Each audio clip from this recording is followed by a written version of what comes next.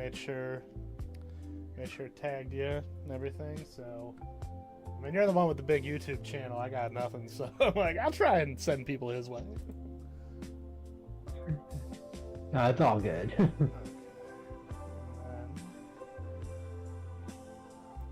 Just that volume.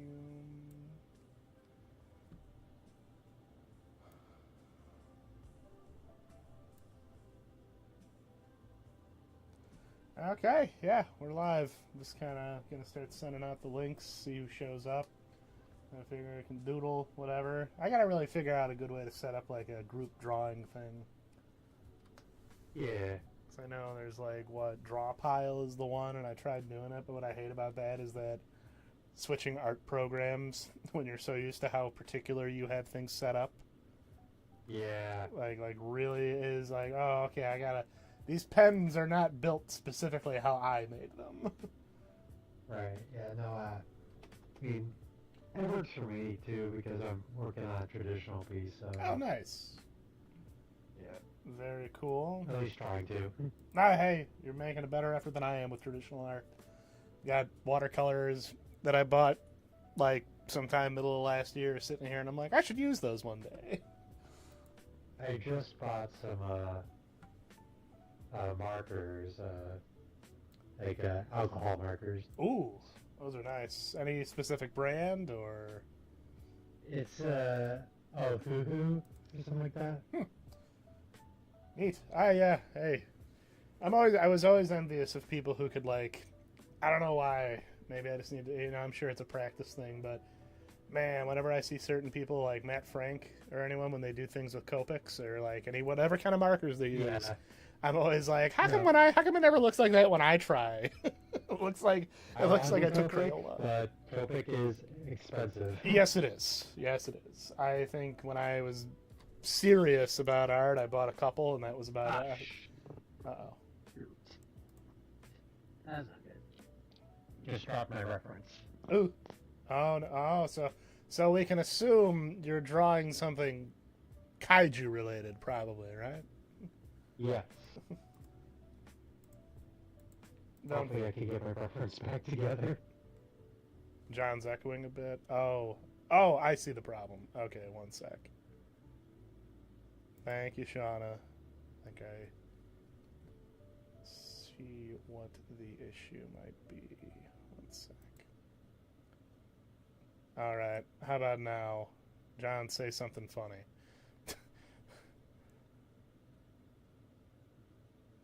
Something funny. I don't okay, know. good. No, that's good. That's good. That's good. You said something funny. I'm not gonna throw you. Look, I'm not gonna push you on stage and be like, "Come on, make them laugh." Hopefully that's better. I'm not prepared for my open mic session. Okay, good. We're good. Open mic. Oh no. Present mic, more like it. That's the name of the guy from. That's the name of the guy from. My Hero Academia, right, Shauna? You watch that. I dropped that. Present mic. Close enough. Hey, Usagoji. All right.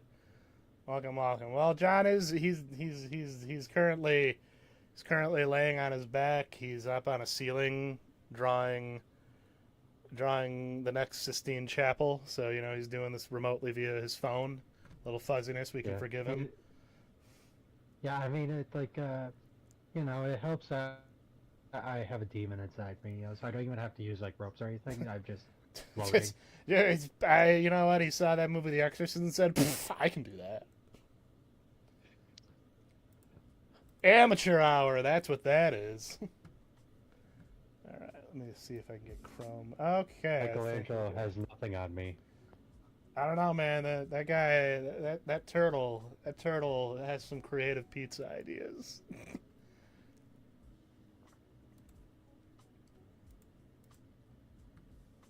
Speaking of the Ninja Turtles, I'm trying to think here. Planning on doing any Ninja Turtles artwork for AMA since it kind of turned into the Turtle Convention, or do you think what we did is good? I'm honestly, because I want to get focused on doing an original comic, I'm probably just not going to do a TMT art. That is fair. I think that's yeah. the original idea I was gonna do was maybe do like a camera turtles matchup where I had like all the turtle I had different versions of Gamera as the different turtles. Ah, that's a cool idea. Maybe do an homage to the issue 1 cover, but Gamera the Brave would nah. have to be Michelangelo, right? Yes, Gamera the Brave would have been Michelangelo. Heisei Gamera would probably be Raphael, right? Yep. Okay. I'm trying. Rebirth would be Leonardo, and Show would be Donatello. Let's see. According to USA here, 99 Heisei is Raph. Yep. Oh yeah. No, we're right. I don't think I'm glad to know we all kind of just were like, oh yeah, no, that makes perfect sense. Yeah. No. I'll just say what I'm working on right now. I'm actually just working on a straight up Gamera piece. Nice. Oh yeah, that's cool. Tribute. Yeah, you wanted to do a tribute. Sorry. Yeah. Did you know it is a pain in the butt to get Gamera in a dynamic pose? Yes. Gamera is the one X Plus figure I own. I don't know where my mother got it. I hope she didn't spend a lot, but I have a really nice like X Plus Gamera. I'm like, oh wow, perfect drawing reference. I can draw Gamera any way I want, and still, for whatever reason, posing him. The thing is, it's a nightmare. I have an SH Figure Arts Gamera too. Nice. So I'm using that for a pose, but I have this Gamera statue. I guess technically, yeah, X Plus Gamera statue. That was like only $45 when I got it. Oh yeah. And that's the one from '95. So Guardian. So that's gonna be more of the detail like reference. Nice. So actually, I guess here's a question, because this is always like, when you talk to your Gamera. I remember when we were at AMA, and you had presented me with that amazing drawing of Gamera and Lunagon about to engage. Like that was like that sumo. Yeah, that was like one of those things. That's still like the highlight of my whole weekend, because I was like, God damn, this is it. I finally. Gamera on Twitter Gamera demanded it. So. Well, I just thought it was funny because remember we were at that dinner. We were at the Last Supper for kaiju fanatics. Honestly, if we have that again, we're gonna have to recreate that image. It's like I'm just sitting here thinking to myself. I was looking around like, let's see, yeah, Matt Frank right there, Matt Reedy right there, Tanner right there, Mars right there. Like I'm just kind of going down the line like, wow, this is surreal. Yeah. It was a good time. Kaiju Hime, of course. You should try to recreate the Last Supper. I think that's a good. I think we were talking. I mean, I feel like Matt Frank would have to be Jesus, not because he's like an amazing talented artist, but because of his hair. Well, that he has the hair, and he is the guy. Like when you hear kaiju artwork, there's a 9 out of 10 chance Matt Frank's name will be even remotely tangentially involved. I'm just getting things going here. There we go. Yeah. Oh, I'm looking forward to AMA. Like I really am. Yes. I know USA. You said you're coming too, right? USA's coming? Yeah, I think USA, a couple streams, he was saying he's showing up too, because he's going to be there defending Pacific Rim Uprising. And I was like... Oh, yeah. I was like, we need to get our signs up? Yeah, we should bring signs. USA said he's bringing a sign. And it's like, it's funny, because I think USA defends that movie harder than I do. Well, and then it's funny, though. I like how you... John. Oh, speaking of another person who was present at the Last Supper of kaiju artists, Eric Schuster's in the chat. Yo. Welcome. What up, Eric? I'm just getting things situated here. Eric's a hack, more of a heckin' good artist. I just retweeted one of your friggin' or not retweeted, sorry, that's a word we don't need to say anymore. You drew that really sweet Sasquatch playing a saxophone. I loved it. I love that. I gotta start saying reskating. All right, I'm not calling it that. I am not calling it that. Look, You know what? Eric raises a good point. Blue Sky can have... Elon ain't going to use it. Ain't nobody want to retweet shit over there. Nobody wants to be over there. That is true. God. The geek shit. Only certain types of individuals that we do not associate with. God, the geek shell inherit the earth. I remember hearing that, and now it's starting to sound like that was an ominous threat. Thank you, Eric. You summarized it so perfectly. I'm like, look, guys, I'm not saying we try to have to look cool over here, but can we please not call it reskeeting? Like, that is almost too much of a how do you do, fellow children moment. Like, we don't need to do that. And yeah, wrestling the jimmies of people at Pacific Rim is easy. I mean, again, I've been taken to task for simply saying, I think Uprising is okay. It's like the most milquetoast opinion one person can have about a movie. And I'll just get people in responses going like, oh, what did you say? That's the extent of it. So did you find John? Because I know you were trying to figure out. Oh, hey Phil, we're all doing well here. I hope California's treating you well. I hope the year of Phil. I'm planning for the year of Phil next year, so best make it happen.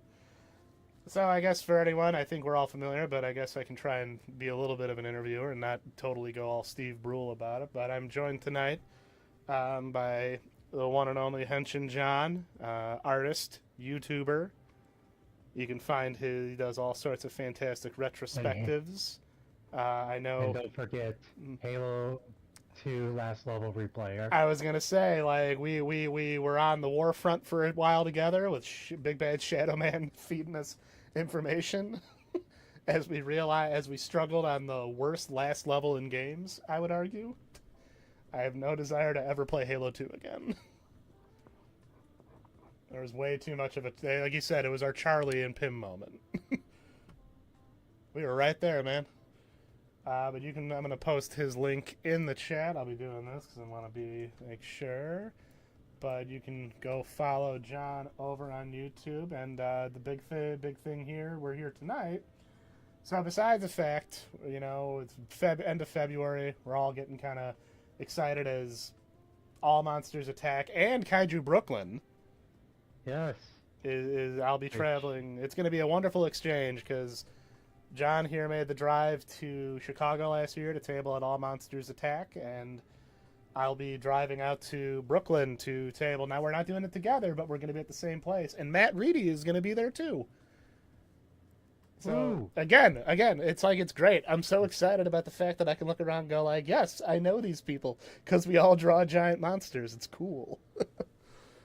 So, and of course, we're going to be out there with Robo7. I sadly always kind of forget his name, but it's going to be a good time. May is going to be an exciting month. But me and John are going to be tabling together at All Monsters Attack, which I'm very excited about. It'll be my first time. Actually, John, have you ever done a cooperative table with anybody? I haven't even had a second person at my table before, so. All right, cool. Well, this will be an experience. I've done them before, and it's fun as long as the people who are doing it with are fun. So between the two of us, I think we'll be okay. And Shauna will be hanging out too, just in case we need anything. Yeah. Yeah, it's true. I'm sorry. Where I go, she goes. You know that. But, yeah, I'm excited, and we're going to be revealing, maybe give it another few minutes. We're going to be revealing, for All Monsters Attack, the first big convention of May, Kaiju Hime, who I'm sure most of us are familiar with, seen her on Blue Sky, Twitter, hasn't streamed in a while. I hope that she gets to return to that one day, because that was always fun. But she put together, and there's Big Bad Shadow Man, another person participating in what I'm talking about here. She set up an idea for a sticker rally for All Monsters Attack. It's the second All Monsters Attack. Wait, no, third. Well, second Chicago one. Because I know a few people did the Indianapolis one. But she set up a sticker rally. Oh, what were you saying? No, go ahead. Okay, I was going to say, but I know it's like a relatively new convention, and I'm excited because the other big kaiju convention here in Chicago, I'm not the biggest fan of, so having an alternative one is real nice. But she put together a fun... a lot of artists aren't a big fan of that one. Yeah, they get shoved into a room on the side where God forbid you have any 5 minutes to look at something. Or get blocked by their Twitter account because their Twitter account was spewing misinformation. Oh God! It's like, again, why? Why do we have to? But I'm glad. But we're all thankful that All Monsters Attack is doing it. So Kaiju Hime put together this fun sticker rally where a bunch of artists are coming together to basically make fun stickers with the theme of the convention being Ninja Turtles and kaiju mashups. So lots of fun ideas. I've seen Kaiju Hime's. It looks great. She also made a real cool thing for the winner. But you go around to every table. I know as far as people participating, me and Henshin John here, we collaborate on a sticker. Mars Attacks and Tanner, right, are going to be, they're collaborating on theirs. And I think I know... I'm not sure if they're... Are they not?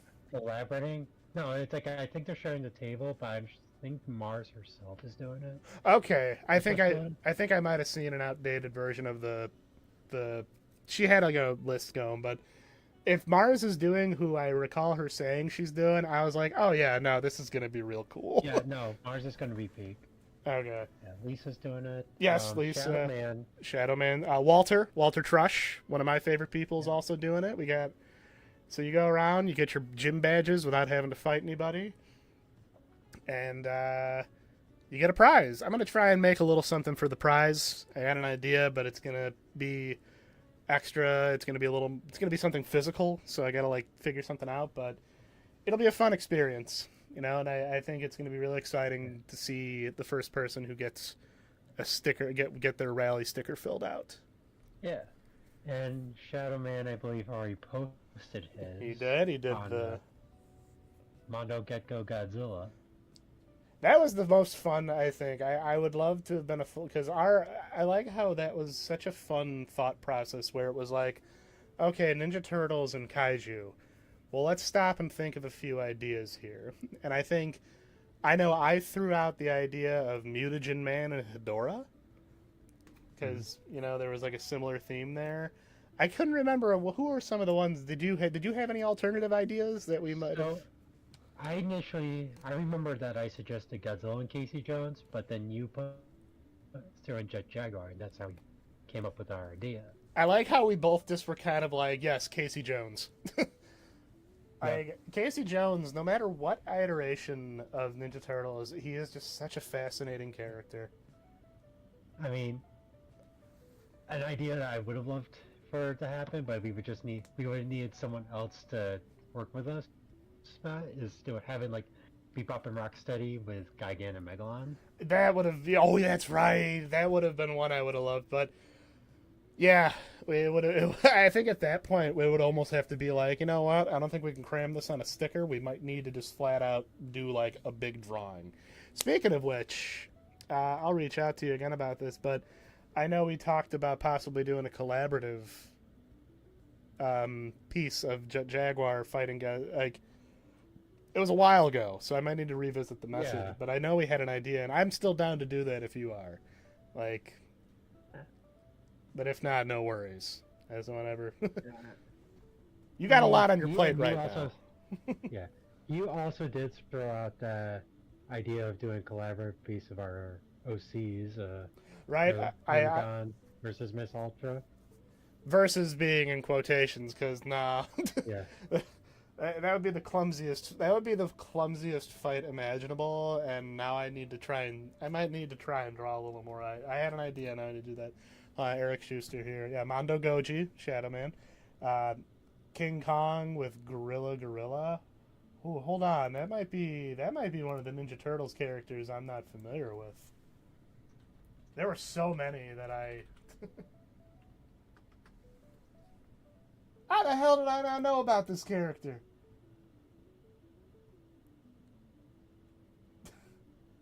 John, did you know about Gorilla? I know about Magilla Gorilla from the Hanna-Barbera cartoons. This guy's cool as hell. Of course Eric Schuster would know. Like, he's basically a military monkey. He's got the... That's just a cool figure. I'm trying to think. I don't want to... Because...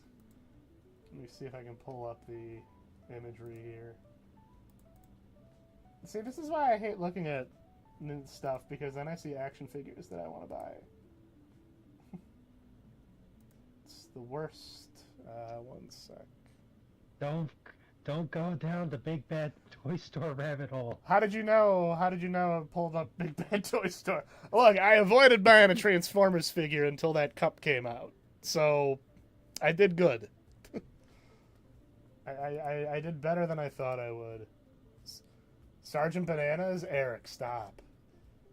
You're distracting me. There's so many Ninja Turtles. Ninja Turtles is such a franchise that's fascinating to me because, again, I was into it, but there's so much about it I don't know about. There's always some new character that I see and go like, how did I not know about this guy? Let's see here. So I gotta adjust something with my.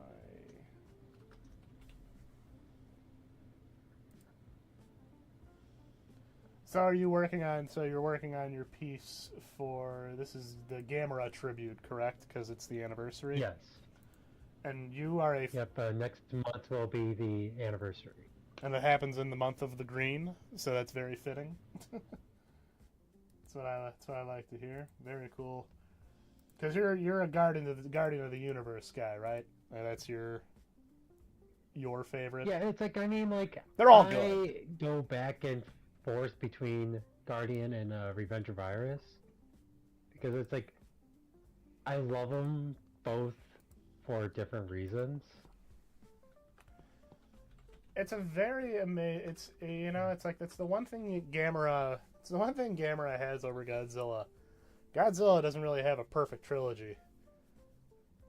No. And I mean, I would argue that the Gamera trilogy really is, because it's like the worst you can say about any of the three movies is, I liked it, I just didn't like it as much as the other one.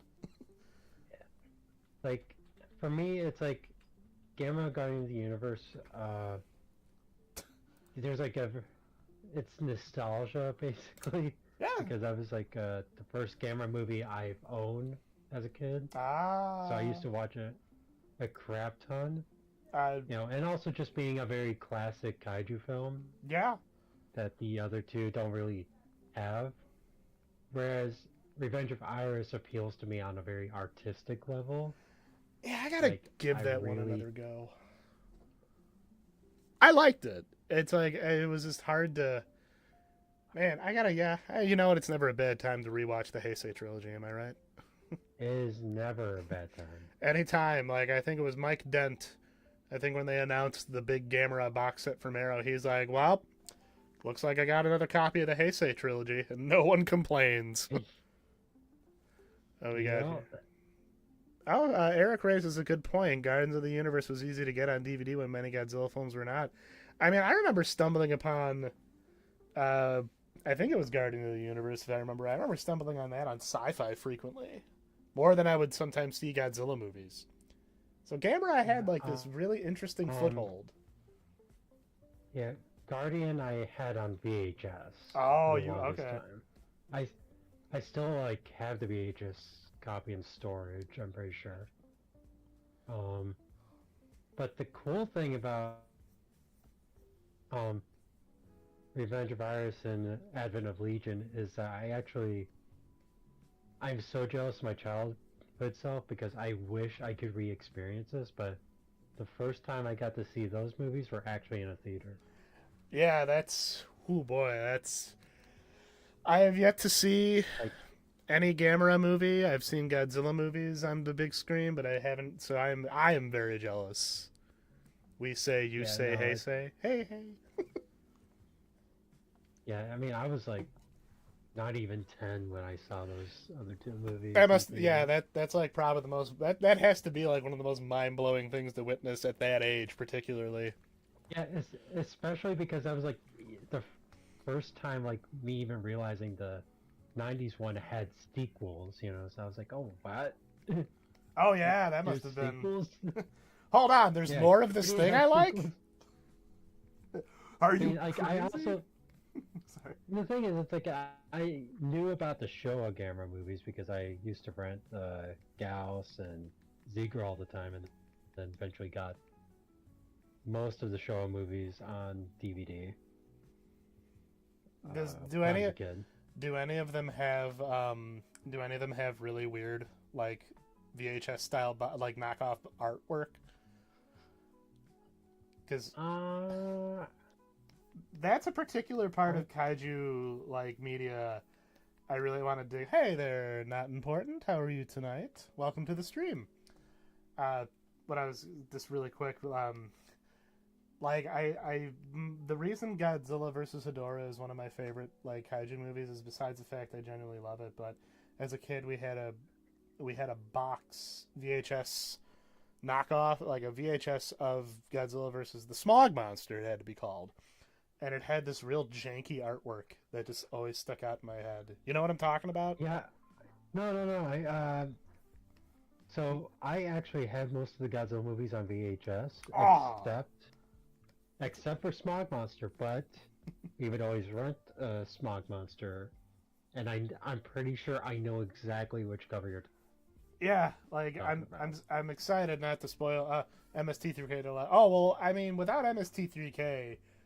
I don't want to say Gamera wouldn't be popular, but he would have nowhere near the level of just widespread knowledge where, like, I remember when I was at G-Fest for the first time, the only time really I was there for a few days, like a while, some woman was so excited about seeing Gamera stuff because of Mystery Science Theater. I don't think she even knew, like, I don't know, it's funny how MST3K really did a lot for kaiju cinema in general. Yeah, you know what's funny is that I feel like one of the few like people like our, 30s to late 20s that didn't like whose first exposure to Gamera wasn't MS3C. I'm sorry, MS3. MS3. It's okay. No, I mean, and that's really interesting. Yeah, no, like I found out about Mystery Science Theater 3000 after I've already been like exposed to Gamera. Like I've watched most of the Gamera movies before I even checked out the Mystery Science Theater versions. So what was it like for you experiencing like, because like I experienced it in reverse where I saw the MS3K version of Gamera versus Giron, my personal favorite show. Giron is just one of my favorite kaiju of all time. So, like, watching it without that was a very interesting experience. Same with, like, Godzilla vs. Megalon. What was it like for you as someone who actually watched the Gamera movies jumping into Mystery Science Theater? I mean, I loved what they were doing. I mean, I get what they were doing, and it's one of those that's like, even back then, like, I mean, I didn't watch, it was like a early teenager when I first got exposed to Mystery Science Theater 3000. So, and that's around the time of the angry reviews, like on the internet. So it's one of those. It's like that era. Yeah, so it's like I was like very much like okay with what they were doing. Yeah, because it was very interesting. Yeah, like it's just like it's funny, and I think that's kind of one of the reasons the new Mystery Science Theater didn't really appeal to me too much. Like, I mean, besides the fact I think I'm just kind of okay with what I got. I have nothing against the new, like, Mystery Science Theater that they are doing. But it's... I don't know. It's like, it's weird when you watch it, when you've already seen the movie, and you go and watch the MS-3K version, and I think it's because I experienced so many movies for the first time with MST3K, that it's, like, almost jarring in a weird way. It's like reverse engineering or something. I don't know. It's just a weird feeling, because I'm thinking about it like, yeah... I mean, I grew to love Godzilla vs. Megalon because, giant monster fight. I still think it's one of the best fights in Godzilla, but also the Mystery Science Theater jokes are so ingrained into my head. So watching it without them when I showed it to Shauna was like, it's weird when you're so used to hearing the riffing. Yeah, no, I totally get that. That was a weird tangent. Honestly, I don't remember the riffs off the top of my head, other than the Gamera song, of course. I mean... yes, of course. If we're going to talk about one of the biggest things Mystery Science Theater did for kaiju cinema, it was giving Gamera the best theme song.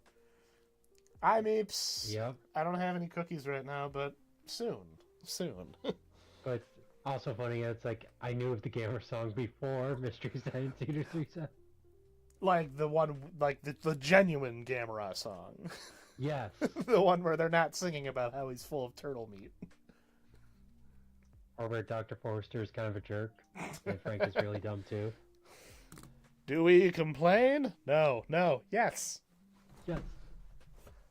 It's amazing. It's funny to look at the thorough line for how things. Let me see. I rewatched that song recently. Oh God, Joel. I want to know how stoned Joel Hodgson was throughout all of Mystery Science Theater. There are some times when you can really tell when he's talking much. He has a particular way he speaks that really shows up when he's clearly like out of it. I like the Mike Nelson version of the Gamera song. Did you see him do the lounge version? It was a later episode, but he's playing. Yeah, no, like I used to watch like the compilations right. of the Gamer song. It's just boo. It comes out. It just scares you. Hey, Bruised, how are you? You can smell. Yes, you can.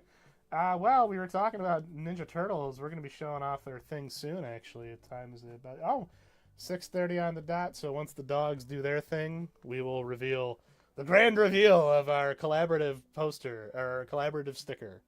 I'm very excited about this. This is a very fun experience.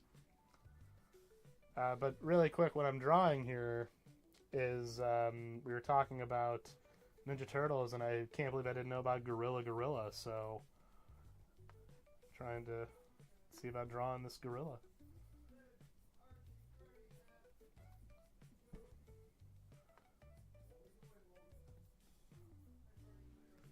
Good old Gamera song. The anthem. I still love the fact that it got... Have you seen Gamera Rebirth yet?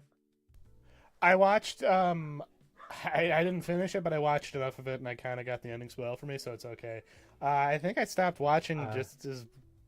I know I saw the Giron fight. Maybe a little after that. But don't worry about spoilers for me.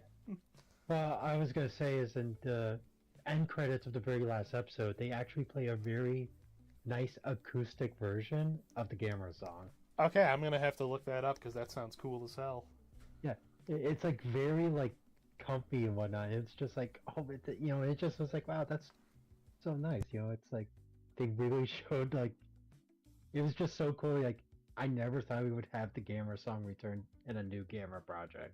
Well, especially in like a different style, they could have just as easily played like the old audio of the original Gamera song, but that's really cool that I liked what I saw of Rebirth. The only reason I didn't finish watching is because I'm dumb and I get sidetracked. But I thought for being a janky production, I'll never be a fan of that kind of animation. I thought it was a pretty cool series. I mean, yeah. I like how whenever Gamera would show up, there'd be like this big, like almost twangy guitar, let you know the sheriff's in town and he's wearing a shell. No, like Kadokawa definitely did not give the studio much money. No, that was the thing that bummed me out so much because, I mean, for whatever errors it had, I think it told a really good story for the most part. And it's again, that should tell them, hey, imagine what you could do if you gave them more money. Capitalism, right? Yes, our favorite thing. Capitalism. Where's Mothra where you need them? What's up? Where's Mothra when you need them? I think she's like she's the big anti-capitalist monster. I mean, this is true. Mothra definitely. She's always fighting some dirty capitalists. Actually, here's a question: What's your favorite Mothra movie? Like movie with Mothra in it. I mean, Mothra versus Godzilla, the original one. Like that's a fair choice. I know that it was kind of. I have to default to that one because that's my favorite Godzilla movie. So I'm like, well, obviously it's gonna be that one. Interesting. Okay, I do recall you mentioning that. So that's when you said that's your favorite Godzilla movie. We're talking like every era. Or does it get a little... Every era. Wow, okay. Nah, I dig it. Yep, it just because it's like... To me, Mothra vs. Godzilla represents like the A-team, like Tsuburaya, Honda, Fukabe, at their peak. After they have 10 years of experience working on kaiju and tokusatsu. It's like you're seeing the refinement of three, Exactly. four components all together, or like Right. that's a good way to look at it. And hmm and they even got to work on out some of the kinks that King Kong vs. Godzilla sort of like displayed to really create this really good versus film. I feel like. And it really it brought Mothra into the bigger eye, and it's funny to me, like with Mothra, how there are so many people I've known who don't even really watch Godzilla movies, but you know what they do? They love Mothra. Like Yeah, Mothra just has this universal appeal where like people who are like, I've never watched a Godzilla movie in my life, but we love Mothra.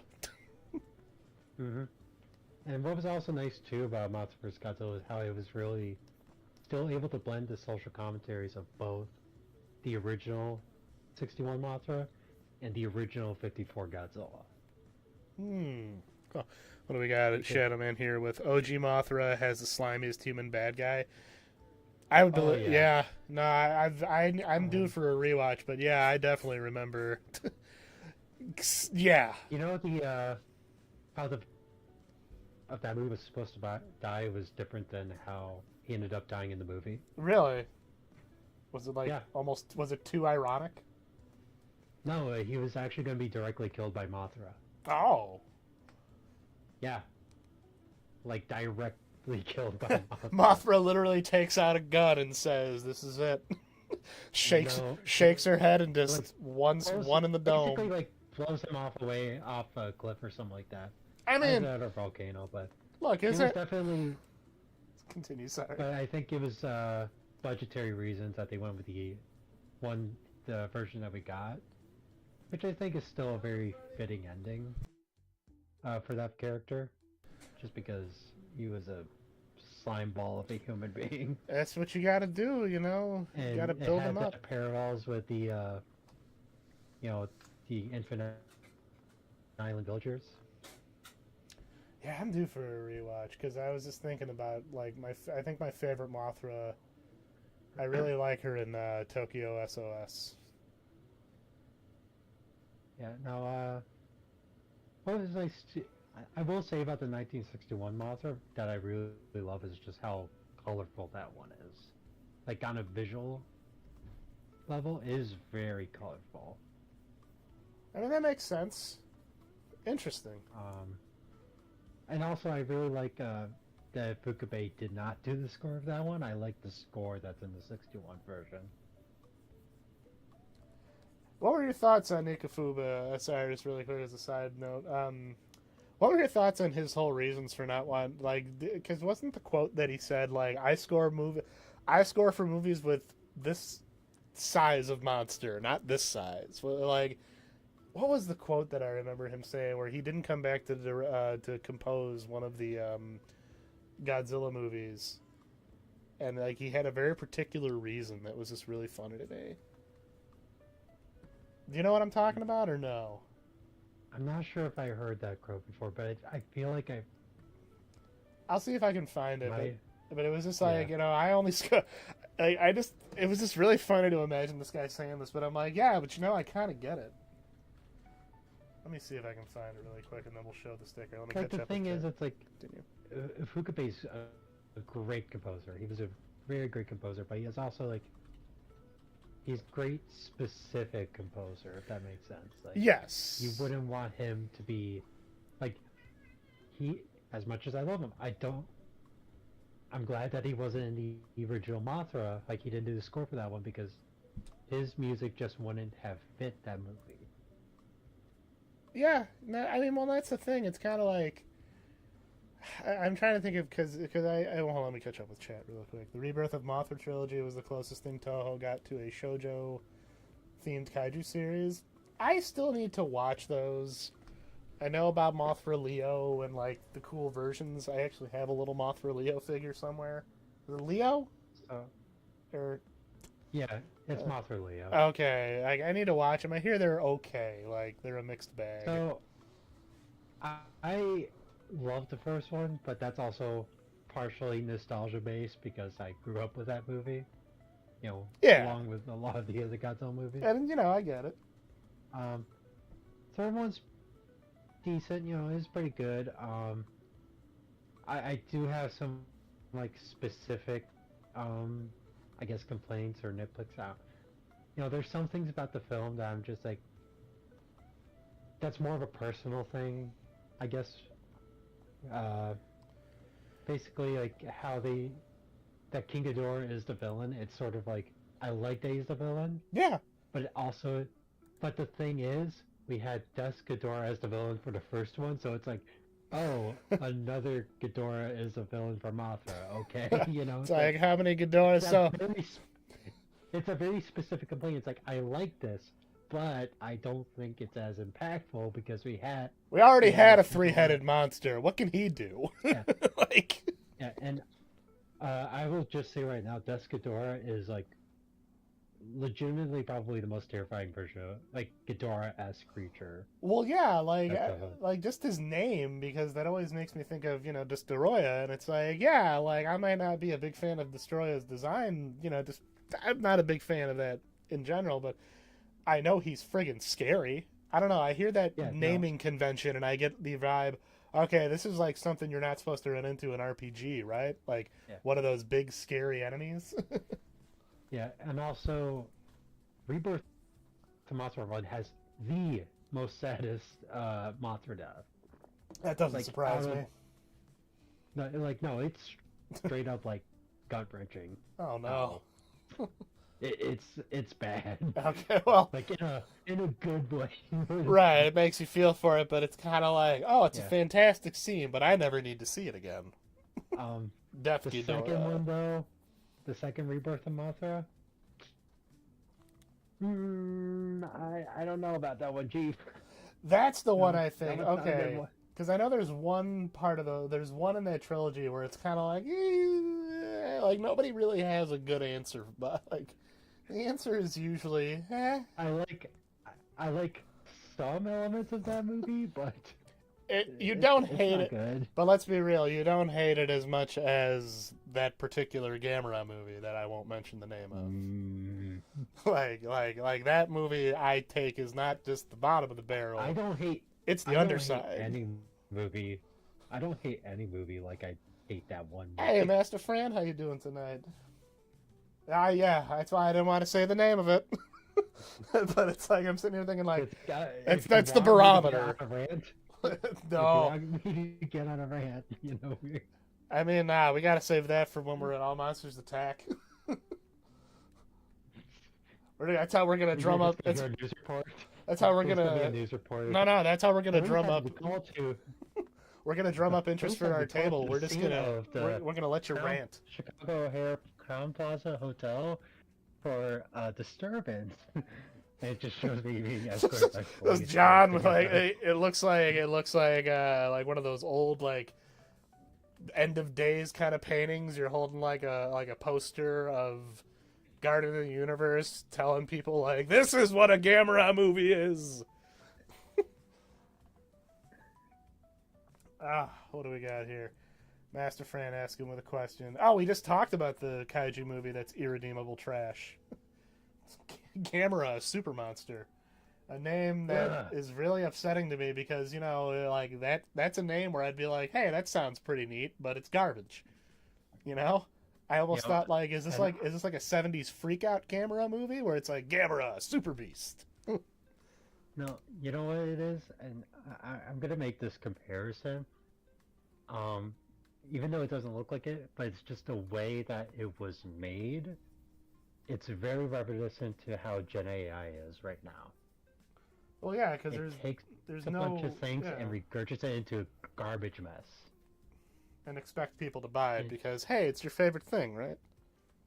Yeah, no, it's literally, they literally put, like, stuff that was popular at the time into that movie because it was popular at the time.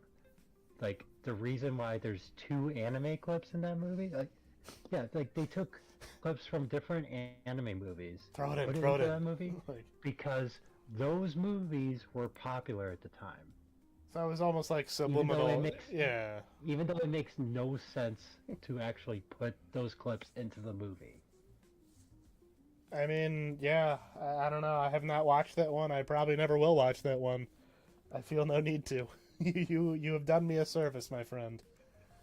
All right. Watch as I torture you in Chicago. Yeah. Look. I'm looking forward to. You can lay all the diatribes and whatever you have to say. I'm just excited. I'm gonna be like, I got someone at a table with me. We're hanging out. This will be great. So anyway, speaking of which, of the convention, so I think now is the time. We're going to show off the sticker me and John collaborated on. I'm very excited about this. This is the first time I've actually colored someone else's work after I learned not to hate coloring.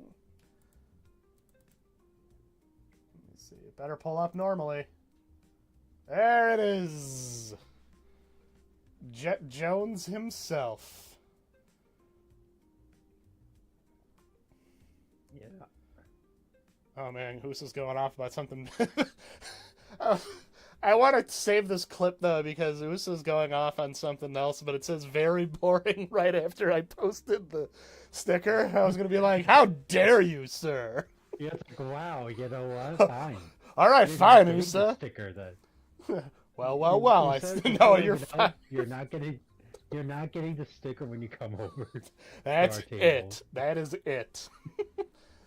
Yes, thank you, everyone. This was a lot of fun, and I mean, it was a real fun process because, like, it was really funny how this came together. So, like I said, we settled on Jaguar, Casey Jones as our choices because, I mean, come on, it just makes sense. I think it was like, well, yeah, you could turn his face into a hockey mask, but I just want to show you, like, I sent John a sketch because we were trying to figure out, like, how we want to collaborate on this, like, because, I don't know, I haven't done many collaborations. So we said, okay, you do the basic sketch, I'll do the line, I'll do this inking, and then, you know, I'll do the coloring. Like, we kind of had, like, a real good thing. Usa, just to let you know, I don't think we talked about this, but I don't think we're selling the sticker, you know, because it's being part of, like, this charity thing. Oh, he's going to get a Well, you'll just have to get Usa. You'll just have to get a rally sheet. Yeah. Oh yeah, no. Well, I just want to show you because, like, I just really quick want to show you the sketch I sent John, and what he sent me, and you know, this is what he's. It was one of those moments of like, oh dang, I gotta step up. Let me see here. If I can just. The weapons is a cherry on top. Oh yeah, that was very specific Ultraman reference. Yep, so there's I can tell you all the references. So the nunchucks right there, that's an Ultraman Leo reference. Obviously you got Kong's battle axe. The ship is actually inspired by Pacific Rim. Oh, okay. And then so we have I did okay. Yep, and then we have Jagar's spear from Godzilla Singular Point. And then he's holding a tree because, you know, that's sort of, you know, the iconic weapon giant monsters use. Like, that's your Godzilla repellent. Tree, you know, a lot. That's how you get Godzilla to eat his vegetables. Yep. Nah, that was very fun. I'm just trying to adjust some of the Even though I feel like I should have enlarged the weapons a bit, but it was also like... I think... Oh, sorry. It was like a catch-22. It's like, it doesn't... They feel like small, but I wanted to fit them all in. I just realized I'm just throwing all sorts of things on here. I'm just trying to find, like, my sketch that I sent, because it's one of those cases of, like, here's what I did, and then this is what John sends back to me. It was like, oh, damn. Let me see if this is it. Because I felt bad, because I was like, boy, I sent him, like, this lazy doodle, and here he comes back with this friggin'... I'll have to share it some other way. It's all... Oh, wait, I can just copy the layer. Yeah, you just pull... This is why you... This is the one thing I'm trying to get better about, everybody. Layers. Yeah, that's what I sent. That's what I sent John.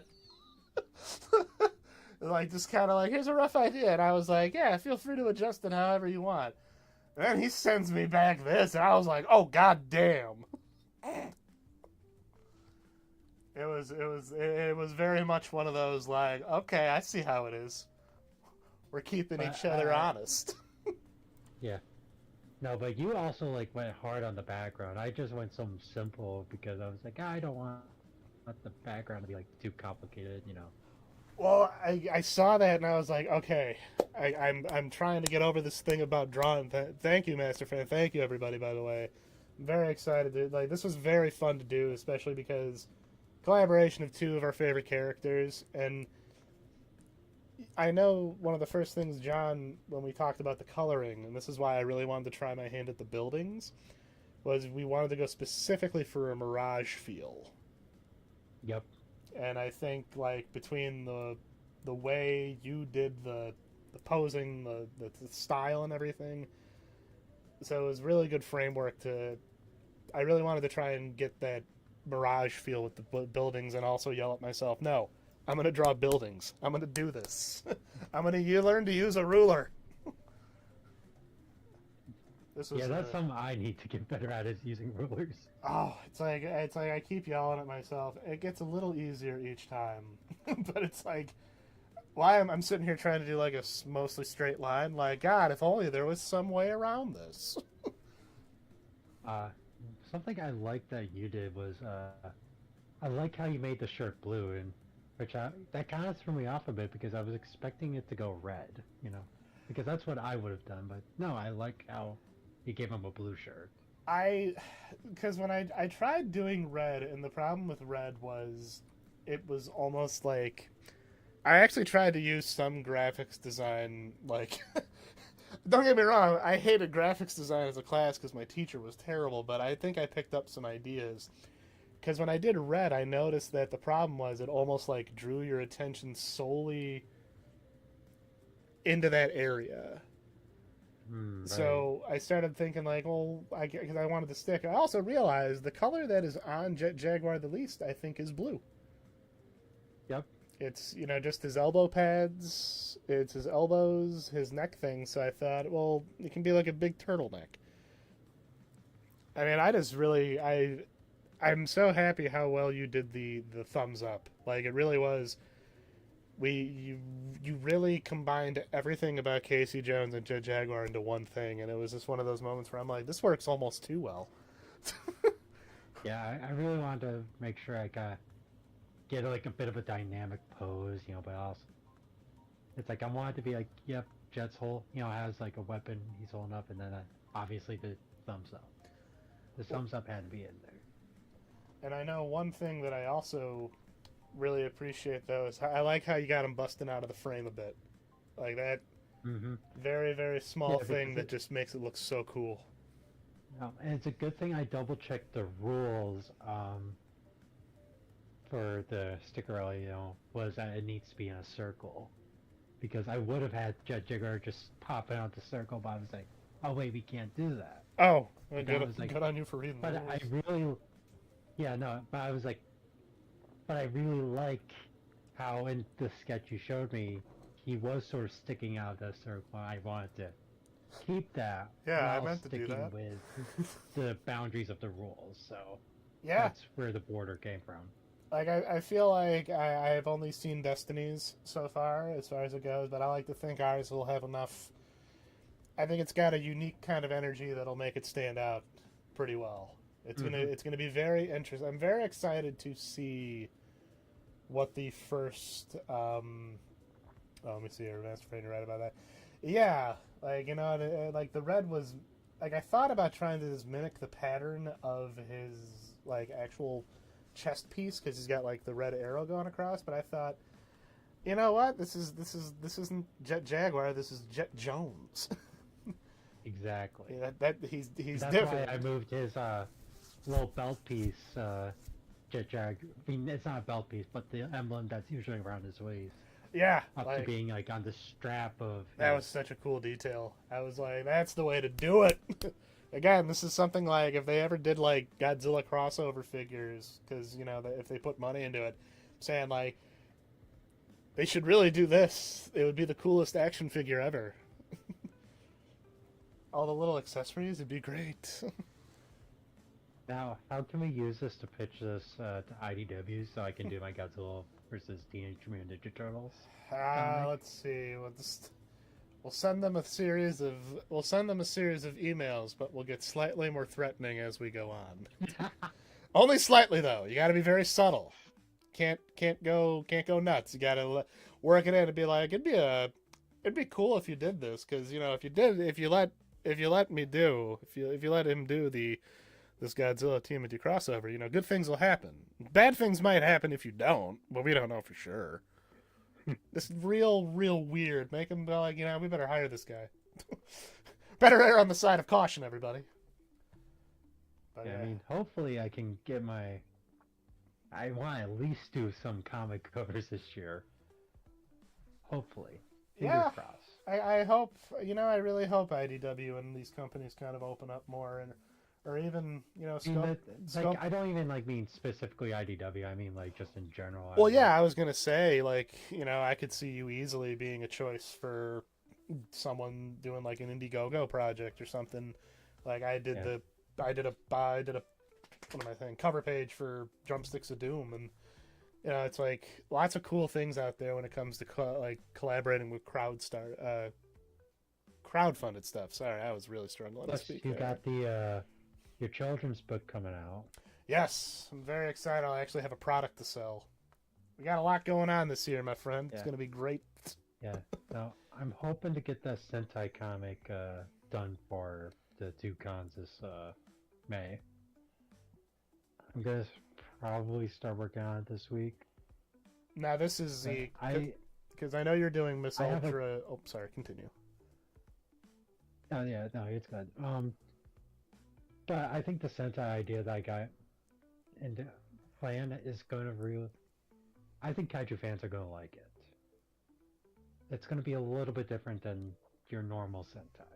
See, and that's exciting because there's a lot... Sentai, being out of the ordinary for Sentai is a statement because, Sentai tends to get pretty weird, right? So I'm very excited to see it. I mean, I'm always... Oh, did I tell you that I ended up picking up Chroma Squad? Just as a quick aside. Oh, nice. It was on. I'm thinking about replaying it soon as well. It's on sale on Good Old Games for like $4, and I was like, oh, well, I'd be an idiot not to buy this. So I'm excited to try that. Yeah. I mean, I've only played like an hour of it, so I'm looking to actually sit down and play it. It looks the trailer for it sold me on it entirely when we got here with Master Fran. Yeah, the state of comics right now is hairy with the death of Diamond and tariffs making printing. Yeah. I think we're all going to be feeling that because it's like, I want to get some like Vogue Race was what I was looking at because I eventually wanted to see about getting Charms or something made. And I was like, oh, tariffs. That doesn't sound good. Yeah, it sort of made me glad. I'm like, good thing I've just stuck with prints and small comic prints. So yeah. Like, I mean, stickers are pretty easy to go through, too. I think with Vinyl Disorder, that's probably who I'll be going through. They tend to do pretty well. But, yeah, it's going to be an interesting time. Especially if you like to make, everyone's making plushes, and I'm like, I don't know if I'll be able to do that now. But we'll see what the future holds. We got a lot going on this year, a lot of original projects. That's got me the most excited. We got here. I'm eyeballing a large... with the Diamond stuff, it's not like how it was before the pandemic, where Diamond was the only game in town. Oh yeah. There's other distributors now, but it's definitely going to be I don't want to downplay how bad it's going to be, but I'm just saying it's not 100% doom and gloom. Yeah, you gotta hope for some sort of good thing to come out of it, especially with... See, because I'm not too familiar with all that.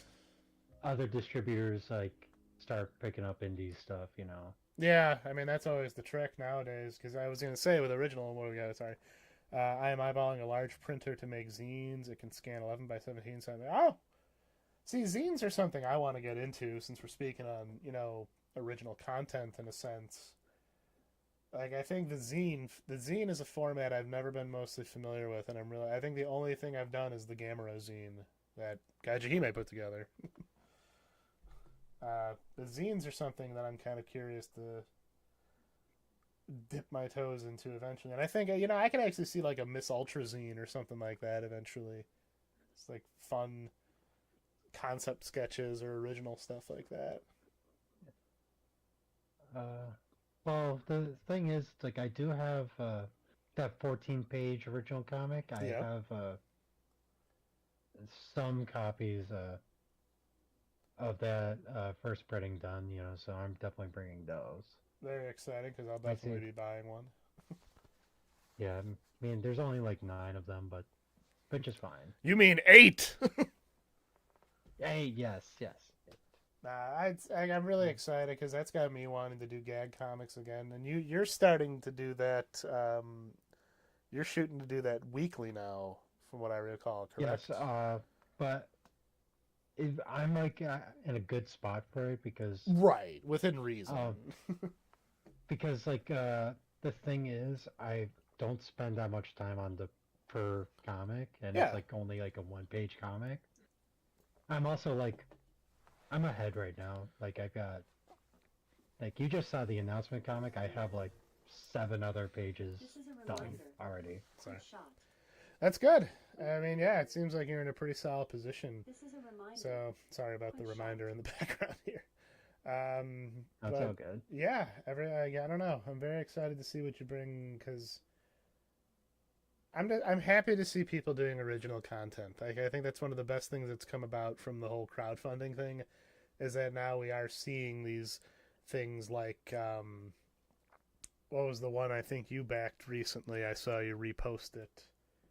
Oh, Stomped, I think. Yeah, okay. I was gonna say, was it Stomped? But it's just really neat to see that anything is possible, and I think it's really inspiring for young and old. You know, hey, you know, there is actually possibly a market for me to do my weird original character stuff and have it succeed. Like, I think everyone needs to feel that at some point. Because, sure, it's cool to think about working on your favorite properties, but it's also something else entirely, I think, to be like, yeah, no, this is my property. I will say I am going to ever be bummed that Godzilla Rivals is over. I'm surprised that didn't Um, last longer. yeah, it's just I wanted to do Godzilla versus Gabra. God damn it! Yeah, like, I am amazed at the Rivals concept. You could literally get. I mean, you can almost just put all the kaiju's names in a hat and just pick it and be like, all right, we got Gabra versus Destoroyah. This should be fun. Coughing Baby versus the Atomic Bomb. And what's funny about the last issue of Godzilla Rivals is that it's actually very close to an matchup that I had planned on doing if I ever got the chance to. Who was the last I might matchup? still make it a fan cup. So the last matchup is going to be King Ghidorah versus Space Godzilla. Okay, that's a pretty cool way to end it. One of the matchups that I wanted to do, you know, again, hypothetically speaking, is Space Godzilla versus Mecha King Ghidorah. Now that, yeah, that would have been even weirder. And having it take place in the future. Space Godzilla is such a weird concept when you get down to it. Yeah. Always everywhere. Something just weird about him. Ah, man. Well, yeah, I'm surprised though with Rivals how I would have thought that would have been the series that just kept going and going. Oh, what do we got here? Indeed, with Kickstarter, Patreon, other stuff. Yeah, it's like I was saying with with gaming. I think about how I'm glad we live in a time where someone who is really into something like Mega Man or Ninja Gaiden could just make their own original take on it and have it succeed because people want more of that. Like, I think of like Shovel Knight, you know? When you rip it away, it's really it's basically building on what Mega Man did, but enhancing it to a point where it's like it's its own original thing. And I'm glad Kickstarter in particular, despite all the weirdness it has brought along and infamous moments like John Krzyzewski's Cans Without Labels. Oh, God. Like, if we're talking about, you know, probably troublesome Kickstarter or the one that got stopped by the sun. Kickstarter's got some weird stories, man. I'm glad for all the weird stories we got some truly great ones. Because it's like with, again, the indie scene. I'm glad to see the indie scene is still thriving despite how bad AAA has been, like on both sides. Mm-hmm. Space Godzilla sounds silly because, like, I remember when I had to explain what Space Godzilla was to somebody. They're like, what is Space Godzilla? And it's like, well, it's Godzilla, but from space. But then I went into, like, well, actually, it's from... it turned into this whole... from Planet Godzilla. I was like, well, first I have to tell you about Biollante. So Biollante, like, to talk about Space Godzilla, we got to go back to the last movie. I just like saying it's Pointy Godzilla, and he also hates kids. I think Space Godzilla is the first Godzilla villain who actually like had like a sinister motive other than just I want to be the meanest monster. Instead, it was I'm gonna kidnap Godzilla's kid. That'll learn him. It's funny about the Heisei movies is that Space Godzilla really was the first genuinely evil villain, like monster villain of that era. Because even like King Ghidorah, and I really need to get to work on a video about this, but that version of Ghidorah is truly the most tragic version of the character. I think it's a very like Heisei Ghidorah, and a character-wise, is very interesting. For that reason. Yeah, it's fascinating how like when someone pointed that out to me, how if you think about it, this is like the one time Godzilla actually fought another monster that seemed to think. And it's like, imagine this: you're watching two animals fight, and then one of them takes a hostage. And I had to stop and think about that. Like, that is terrifying. Space Godzilla is Crystal Meth Goji. I mean, yeah, seems pretty worked up. I gotta really refamiliarize. I wish Criterion or somebody would just release a nice Heisei box set. That'd be pretty cool. For like the reasonable price of $140. Yes, something like that. Yes, please. I would like to spend $200 on this Heisei Godzilla set, please. Then I have to buy a Blu-ray case, and then I have to get artwork from a friend. Because the glue that they used on the package was dog doo-doo. I also just think it was a missed opportunity to not include like the original posters as well. Like, if you're gonna make a big book, like I like all the new artwork.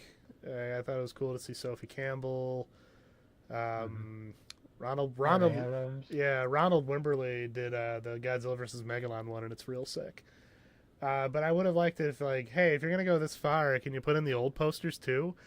Like, why not? Well, we can just have all this Godzilla history here. Nope.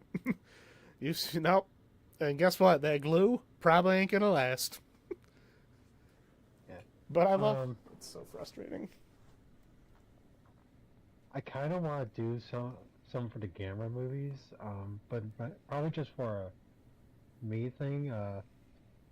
Because I don't think this is a problem for the for people who buy like the Showa and Heisei versions, like the set. Those two different sets are like available right now from Arrow. Yeah, I got the compilation one. The compilation one. It's just like sometimes it's just very hard to get the discs out of there, and it's like I just want to watch the Gamera movie. That's sometimes the thing, It's kind of like you could almost apply the same theory to we got Gamera and Godzilla team up to murder Space Godzilla, of course. I mean, that would be the kind of thing that would bring about world peace. I like to think. If we somehow got Gamera and Godzilla in a movie, I think that would just really bring us all together. Just bring everyone together, regardless. Well, I mean, technically, we got Gamera and Godzilla and an Ultraman. That's true. Technically. Yeah. In the form of toys, but, It's close enough, right? Close enough. Sounds like Space Godzilla is the Cat Space Marine and Godzilla Space Marine. Yeah, I guess that's a good way to put it. I think Space Godzilla would definitely be like 1,000 Suns, maybe, or Alpha Legion, one of the weirder... Space Godzilla is just a weird character. His His role now is basically being the drunk uncle. Even We before, love him for it. even before Quasi did that cartoon, that was always the comparison I heard about. I heard with Space Godzilla. It's like Godzilla's like really aggressive uncle or brother. He's kind of a screw up. I mean, I think especially Monster Island Buddies like popularized that idea. Okay, I mean, yeah, he just has big failed dad energy. I think would be the best way. Although Matt Frank really did that like very awesome Space Godzilla comic. Yeah, I really loved the color usage on the cover of that one. That was And how that. he was. I love how also he was just an unapologetic dick in that comic as well. Again, you look at Space Godzilla and you just go, God, he looks like an asshole. Like, I'm Like he looking at. literally holds a baby in his hand and just crushes it. Like, Sounds about right. That sounds like Space Godzilla. This is the same guy who took a friggin' hostage, and it was a kid. That's our boy. Like that's Space Godzilla. He's the kind of guy who would borrow your car and then return it with no gas. Again, that's Space Godzilla. What a jerk. Speaking of, since we're all talking about it, it's not, I guess it doesn't really have anything to do. How is your traditional art piece coming along? I'm just kind of trying to work on Gamera himself. No, it's yeah, no, I was really struggling on coming up with the idea for this piece, but I'm excited. I'm to see still what like you do. working on the pencils. I'm- Yeah, it's gonna be a different approach than what I do with like a normal like illustration.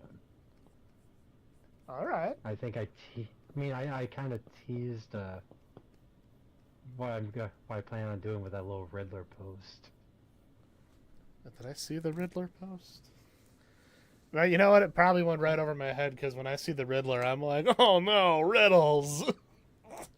No, like basically I was making like I was acting like trying to act like the 1960s Riddler. Ah, the good old From Frank, the Adam Show. the Frank Gorshin Riddler. You know, just giggling like Riddler, and I Gotcha. Okay. came up with the Okay. idea. I thought you actually put out there about a riddle, and I was like, oh no, oh no, No. he's riddling. I just said, you could say that the solution is quite sequential. That was it. Okay. All right. Oh, okay. I think I was thinking. Yeah, I can see what that could lead to. I'm very excited to see. I gotta try and do. I should really try and do I'm trying to get better at doing bigger pieces. Kind of like after I saw your Mechagodzilla drawing, I'm like, man, he managed to cram that many monsters into one picture. I can do that. Like, I'm thinking I gotta use all your canvas space. Yeah, Put and all of them. also, this camera piece is going to be good practice for when I work on the Sentai comic, because that's going to be more intensive than, say, your Miss Ultra comic. Oh yeah, because I think with Miss Ultra, you're focusing on keeping that very nice and loose. Very simple, very like I switched to digital for Miss Ultra because I'm just focused on getting it done. Yeah, it's meant to More be so fun, than, like- fun gag comics, Mm-hmm. Something funny happens. We all like Miss Ultra. It's great. And you got me drawing Gamera. Yeah, something I would like to do, but I'm not sure if I'll ever do is I don't know, maybe do a month of just sketches where I just sketch out all the Gamera kaiju. That'd be a cool But idea. not not full body stuff, but just like head busts or something like that. You can kind of do it. Do you follow Color Reaper? I think you do. I think I've seen you. Maybe He does. He's got that real stylized artwork, and he draws like a lot of Dragon Ball Z. I'm sure if you've seen it, because I'm pretty sure I've seen you like his. Hey, Goat Paws, how are you doing tonight? But I feel like if I see the work, I'll know. I who's feel on it. like, I'm just yeah. going with names. I totally forgot where I was going with this. I'm sorry. I got distracted by Goat Paws. How are you tonight, Goat Paws? Oh, check out this cool sticker we're doing. This was the This was our this is our entry for the sticker rally, showing it off to everyone because look at it, it's pretty cool. It's Jet Jaguar, but with Casey Jones.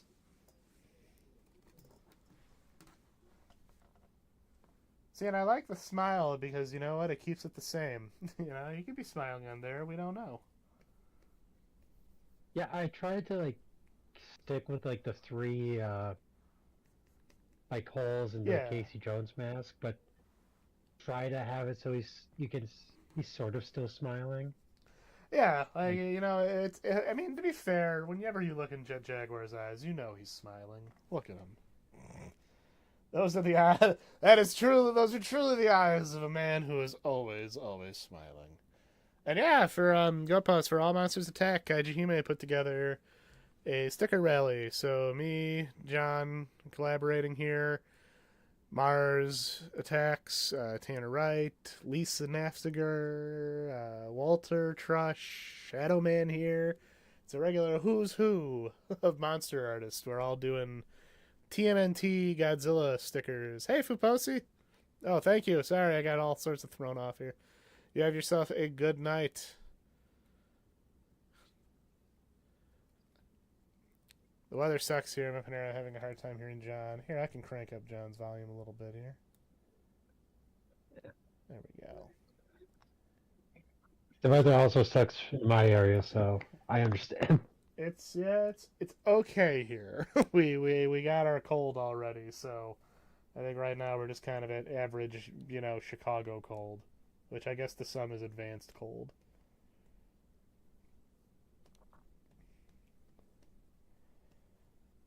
Oh, by the way, I know this is going off like a tangent, but No, that's I fine. just remembered, like, the newest Super Sentai series just started airing.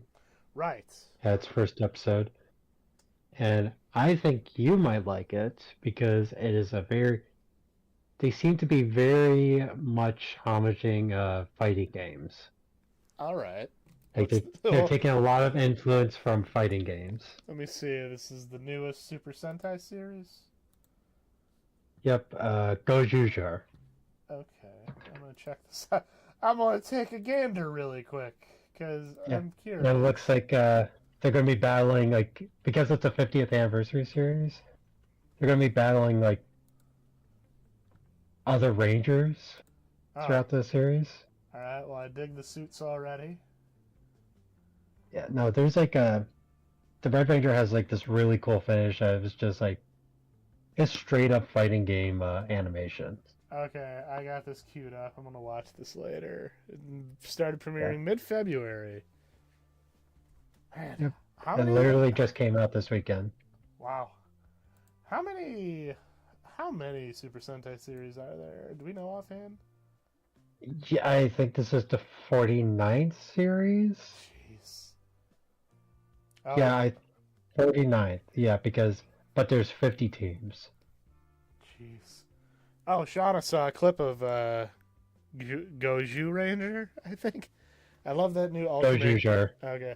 I love the Go Pause. I like the new Ultraman Kaiju that looks like a puppy. Is that from Arc? Because I fell off. Oh yes, so I that's gotta watch it all. so you gotta catch up before Kaiju Brooklyn. Oh yeah, no, that's a So given. That's a given. that puppy kaiju that Goat Paws was it Goat Paws that brought it up? Yeah. That's going to be the Ultraman Arc movie, which will be premiering in Kaiju Brooklyn, Oh, like okay. for us. Yes. Okay, so according to Shauna, yeah, it was literally a fighting game. All right, I'm in. Looks like we got another one. Maybe I'm Also, oh. there's a leitmotif used in the soundtrack for the first episode. Might carry on throughout, but it was very reminiscent of Smash Brothers Ultimate. Jeez. Okay, yeah. All right. I will definitely be watching this. I think Shauna, we should maybe watch. What are you doing after the stream? We might have to make time. We've been working through Kamen Rider Kiva, and it's been good. Got a little bit of a lull there for like an episode or two, but it's kind of getting back on. Yeah. And I'm What episode are you on? of Kiva. We're on like episode 23. Okay. So So getting close to halfway through. yeah, because we fell off for a bit there, but thankfully it's pretty easy to jump back into. Because our goal is I want to at least finish one whole Kamen Rider series because I really want to watch. I know you don't need to like watch them in order, but I want to finish one at a time, and I think I really want to jump on Gav. Yes, Gav's the current series Yeah, airing. everyone. When I saw I some, you like Gav. yeah, when I saw someone compare a fight scene from it to Hard Boiled, I was like, okay, I'm gonna need to see this now because that. Yeah, no, the action has been really good That's in Gav. Like every episode has been just straight up peak when it comes to the action. Excellent. I'm excited. Do a lot of And sparring. also, you'll like it for the silly aspect that snacks are the power-ups. Yeah, I thought that when someone told me that, I'm like, huh, that is funny. So I'm excited to get on that. I know there was some people were kind of confused about the suit when it was first revealed. I think Yeah, like I wasn't like fully on board with the suit design. I can Yeah. understand why. Like I was looking at like yeah, just kind of at a glance But knowing getting to see it in action, I've grown to really enjoy the suit. that's good to know.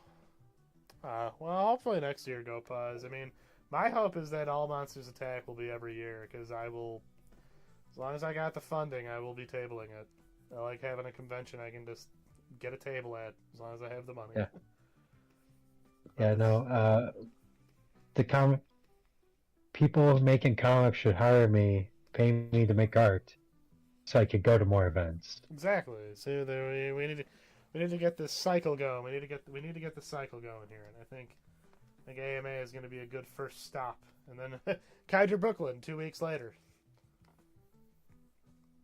Cannot believe that's going to be a good time. I'm excited about driving to New York. Mm-hmm. I mean, I've driven further. Just make sure when you get to New York, New York is definitely a place where you want to, when in Rome, do what the Romans do type of place. Yeah, okay. You do not want to be looking like a tourist. Gotcha. Oh yeah, no, I figured as much. I mean, Because I'll do my best to not walk around and be like, oh wow, so this is New York.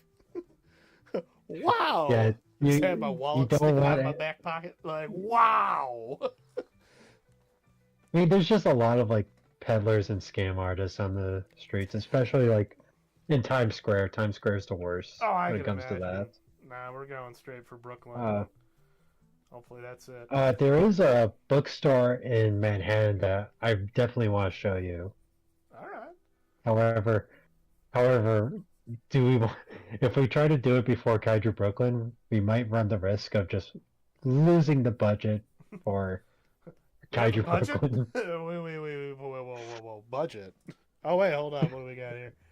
Working on okay. Usagoji's telling me to work on my Brooklyn accent. All right, so I just gotta watch a lot of Ninja Turtles. Got it. Let me see. Catch up. Combo break. I mean, I don't know. Monster Rancher. I feel like Monster Rancher is more of a thinking man's fighting game. You gotta like have. That's where you're building your fighter. Oh yeah, go pause. So Kaiju Brooklyn, they had. When was the first Kaiju Brooklyn? Was that last year? Yeah. So, no, the second one was last year. The first one was the year before that. Okay. But it was like it was weird because the first one was like in October of 2023. And then second one was May of last year, and they're sticking with the springtime events for the foreseeable future. Blah. Go pause the saying it's a 4 to 5 hour bus ride. Yeah, they're doing Kaiju Brooklyn. It's May. It's the last month of May. I'm terrible with my dates right now, but yeah, go pause. If you can, definitely try to make it to Kaiju Brooklyn. I think you'll have a very much a fun time there. And I mean, they're premiering the Ultraman Arc movie. Yep. I mean, I'll be there. John will be there. Matt Reedy will also be there. It'll be a fun time. More Kaiju. It's in May. Yep. It's at the end of the month. Same month as All Yep, Monsters Attack. it's May 31st and Nice. June 1st. It's that weekend, last weekend. I'm excited about that. I was very, very happy to see that it's been going well because I think that's why I really want All Monsters Attack to succeed is because, you know, even if there wasn't like this rivalry with another convention in a sense, like I still think it's always good to have more conventions for I specific mean, niches. I'm just glad there's a kaiju event that's closer to me than Well, yeah, like, and I'm glad to see like that they're getting some pretty big backing on it too. They have a beer this year now. yeah. In fact, I just saw a post. Apparently, they're doing a art contest. You might Oh, to you and I design might the want to label, look right? into. It's going to be like make an original design for to be put on the beer. That'd be fun. Yeah, I might have to look into that. Either way, it's just cool to see that it's flourishing already. Yeah, and like you, Go Pause, I'm like 4 to 5 hours from New York, like the city. So like I know how it feels. Would be a 2x2x2 round sticker B2. I don't, would a 2x2 round sticker B2? I think I'm the wrong person to ask there, Shadow Man. I'll be honest. I'm kind of a nudnik when it comes to that. Take the megabus from Boston. Boston, huh? Boston, eh? So, conventions are tough to maintain for quarters, so many of them fall away. Well, yeah, it's like it's always difficult to see because we didn't know if All Monsters Attack was coming back. That was a real scary Yeah. time. I got the news that All Uh, Monsters Attack was coming back while I was at G Fest. Because, Carter Allen will also be, Gorgo Forever. He will also be at All Monsters Attack. It's going to be a who's who. But it was just funny. We were standing there talking when I went, because he was the reason I went to G Fest was to see him. And just as soon as we were talking, some guy we were just walked up and said like, "Yeah, I think All Monsters Attack just announced it's starting." So it's real funny to me that they decided to announce it the weekend of G Fest. yeah, I do feel that there's sort of like some cheekiness Oh God, yeah, that like there has to be the like, fact that they chose the Crown Plaza, like, hmm, surely there's enough what are you room for trying to two of say? us, huh? What are you trying to say there, All Monsters Attack? You know what? I welcome it because man, I spent most of I like that. My biggest thing about Days of the Dead and just the way they run their conventions because All Monsters Attack is part of the Days of the Dead line of conventions. It's just their more specialized one, so they have a lot of experience with this already. But I love the fact that like you got the money. We don't separate by vendors and artists. You're all in the same room. Like Yeah, and I loved the atmosphere that made that year. I think that's how Kaiju Brooklyn's going to be set up this year. That's how it's been like the last two times. But difference being where there's a bigger venue space for this year than it was the previous two, That's which cool. I'm glad. Yeah, like you always Um, when you see a convention genuinely having to get a larger building, that's a good sign. no, like no, I was actually listening to an interview with the Robo 7 that just came out from Mazer Squad, and he mentioned that yeah, it's still in the same like area, like same like building essentially, but Yeah. just on upper floor, like going one floor up where they used to be. See, and that's great Which though. Like yeah, like there's enough demand. I genuinely think you're gonna really enjoy the venue space, like just the area because it's a very nice area that they're set up in Oh, because there's courtyard. I've never been to New York either, so the whole thing is going to be a real fun experience for me. Like Yeah, I'm looking for. That's kind of why I uh, thought driving, do some traveling while we go peddle our wares. yeah, no, there's like a courtyard, like courtyards, stores like within like the same buildings, a couple of bars. It looks like a very You nice know, area. it really is. I know I've seen some of the sizzle reel pictures and stuff on Instagram from Kaiju Brooklyn and Robo 7, and it's like, yeah, no, every time they have a photo shoot or anything, it looks like the classiest place ever. Everything looks real warm and inviting. So I'm very, very excited to see what do we got going on here. Sorry. Choice to go to either Cleveland or Pittsburgh for cons. I like the hotel G-Fest was at in 2014. I want to say that was the Crown Plaza? I think that's where it's always been, right? 2014, yeah, that was Crown Plaza. They Okay. moved to the Hyatt Yeah. in recent years. Okay. I mean, they need more space. It's too... When I went to G-Fest, it was claustrophobic. Like, it was as bad. Yeah. I don't know. Double-edged sword sometimes, yeah. When a venue combines AA with DR, sometimes selling fan merch is more limited. I wonder how. I mean, I hope other kaiju conventions don't have to go down that whole route like with G-Fest, where it's like, oh, you have to have a license to sell Godzilla stuff. It's like, really? Yeah.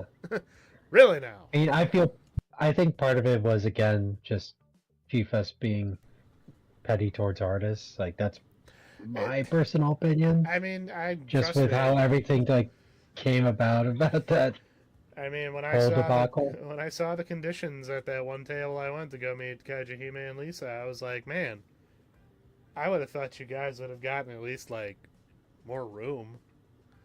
Like, I didn't know this. I didn't know I was part of a walking tour where I go in, say hi to someone, keep walking.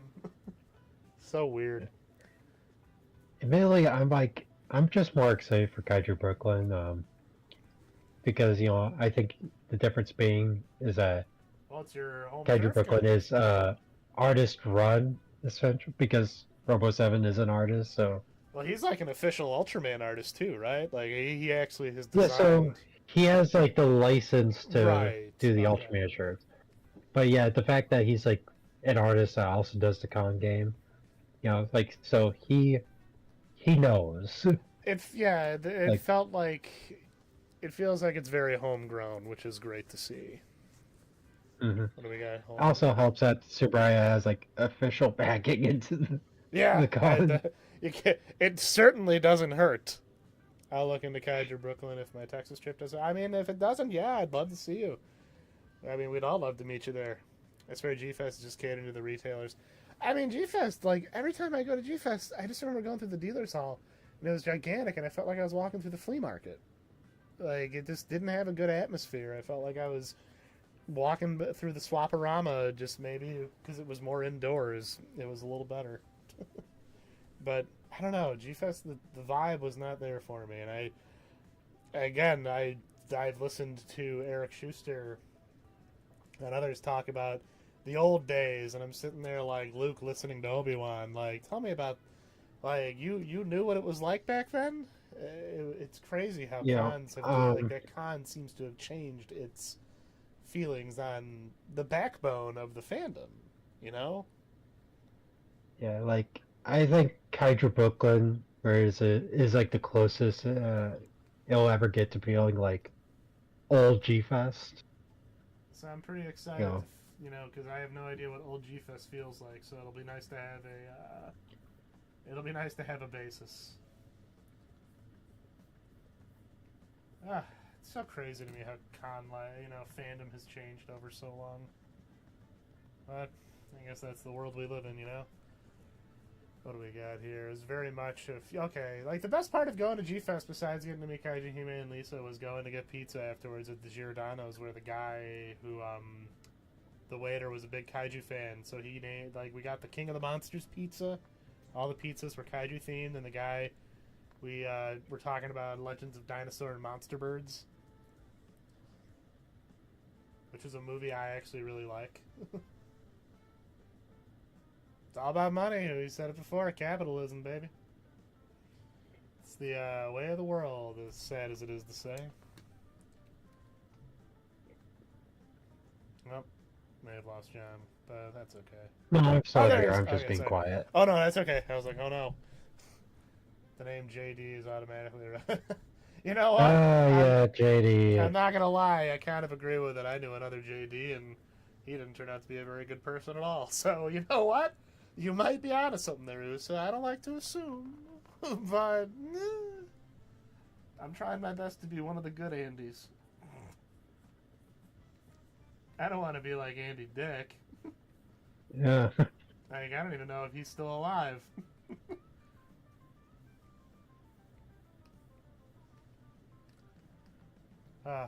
Let me see. Yeah, for real though, you're right. You're right. I love the table of kaiju cons are fun. I mean, I'm excited this year because for All Yeah. Monsters Attack 1, my previous con tabling experiences before All Monsters Attack was very traumatic. Like, we're talking like 10 years prior, and I never tabled something again after that, just due to a lot of things. But it was like, so I was really anxious going into All Monsters Attack because it was my first solo table, but it was also coming back to something that hurt me in the past, so it was very weird. This year, though, I'm more excited because not only will I hopefully have a book to sell, as far as I know, I just have more artwork in general. Like, hey, I actually did like pieces that people might want to buy. So, and I'm also tabling Yeah. with somebody, which is why I'm like, this is going to be a great time. Yeah, that's why I'm excited for, because like AMA 2 was like my first time tabling, period. So yeah, it was definitely like there was a lot of like set expectations and trying to like, okay, so this is how tabling's like, you know. yeah, it was a lot of. Hey, Dare Bear, how you doing tonight? Welcome, welcome. Oh, We gotta show him the sticker. I was gonna We gotta say show him the yes, yes, sticker. yes. Say hi to Creature Preacher. I will. So, Derek, since you are here, there he is. Jet Jones. Scrubs Pro Tag is a bit of a douche canoe if you met him in real life. Oh God, yeah. I'd agree with that. So I never got into Zach Braff. Thank you, thank you. We're so excited. Like, this is wonderful collaboration, jolly cooperation, as they would say. It's just a real fun. I'm just really happy that I don't hate coloring anymore. It makes me excited because now I can tell people like, "Hey, I'll color your artwork for you."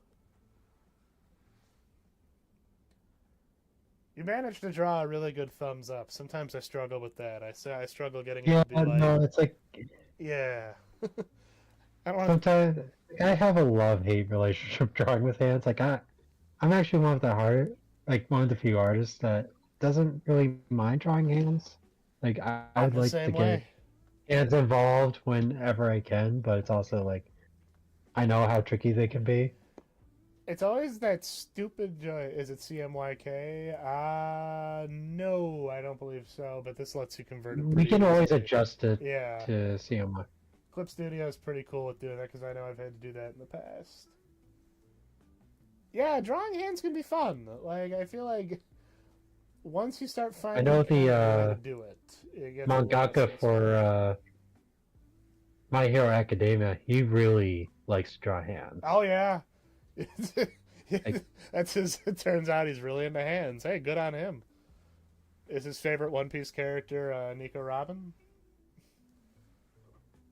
I don't know, but no, it's just I think like his little like artist avatar that I used to like back when I was reading My Hero, he would like draw himself as a hand, and he has like a one of the villains is actually has covered in hands. Oh yeah, Shigaraki, right? Same with the Rocky. Yeah, Oh yeah, Rocky really likes to draw hands. Rocky's such a weird dude. Yaoi I actually hands. have his manga and theory book. You know, that was an interesting read.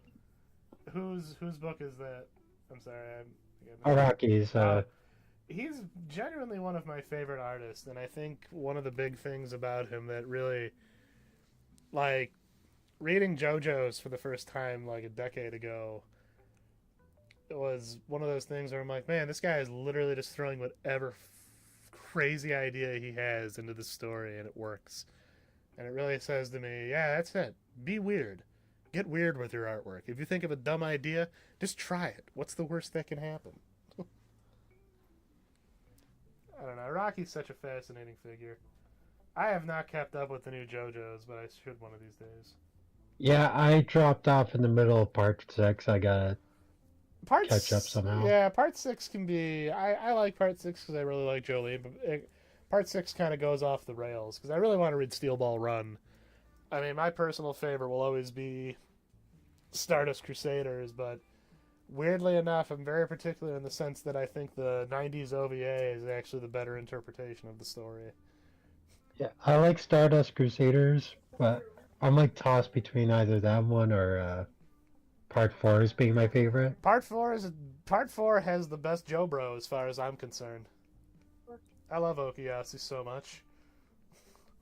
He's like one Yeah, of it's been a while since I read JoJo, so definitely Okuyasu could was the use a buddy. reread. Yeah, I mean, even then, you can always just kind of go and watch some of the clips. That's how I refresh my memory with JoJo. Araki is an immortal fairy. I mean, Araki, yeah, I think he's just one of those people. He doesn't age. My exes were into JoJo, so I kind of stepped away from it after we broke up. That's fair. I can understand that. Let me get this going right here. Trying to draw my boy Giron. I love this knife-headed jerk. Get in here.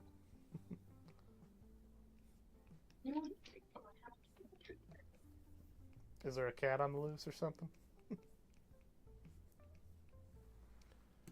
It's reading the first few chapters. Part 4 really encapsulates. Part 4 is fun. I really like Part 4. I think my favorites probably go Part 3. See, I'm also a weirdo, though, who really likes Part 1. Like, I remember actually at AMA, I was in a hotel room with Eric Schuster, Big Bad Shadow Man, and Zach Radstarsar. We were hanging out after the first day of the convention, and he never watched JoJo's, and I was like, it's like Fist of the North Star meets Dracula. It's like, if that's not a way to get you interested in at least trying Phantom Blood. Yeah. Definitely one thing I want to do for AMA this year is definitely hang out with you guys more after the con, because I feel like I didn't get a chance to do that last year. It was weird, Not last year. Like we were all kind of feeling out where we were at. Yeah. And also it didn't help, again, I was like always tired from like, hey, I just drove, 8 hours, don't mind me. Yeah, no, you had quite a ride, yeah. Like, cause I was like nervous because I didn't want to be like, let's hang out, and be like really weird about it. But I also was like, boy, it'd be really cool to hang out. But I think now that we all kind of know each other a lot better, I think it'll be much easier. Yeah. If anything, I'm like, God, we might have to start breaking off groups. But I know there was discussion of possibly doing a drink and draw, so I'm really excited about that possibility. I would just love to hang out and just draw with everyone around. Yeah.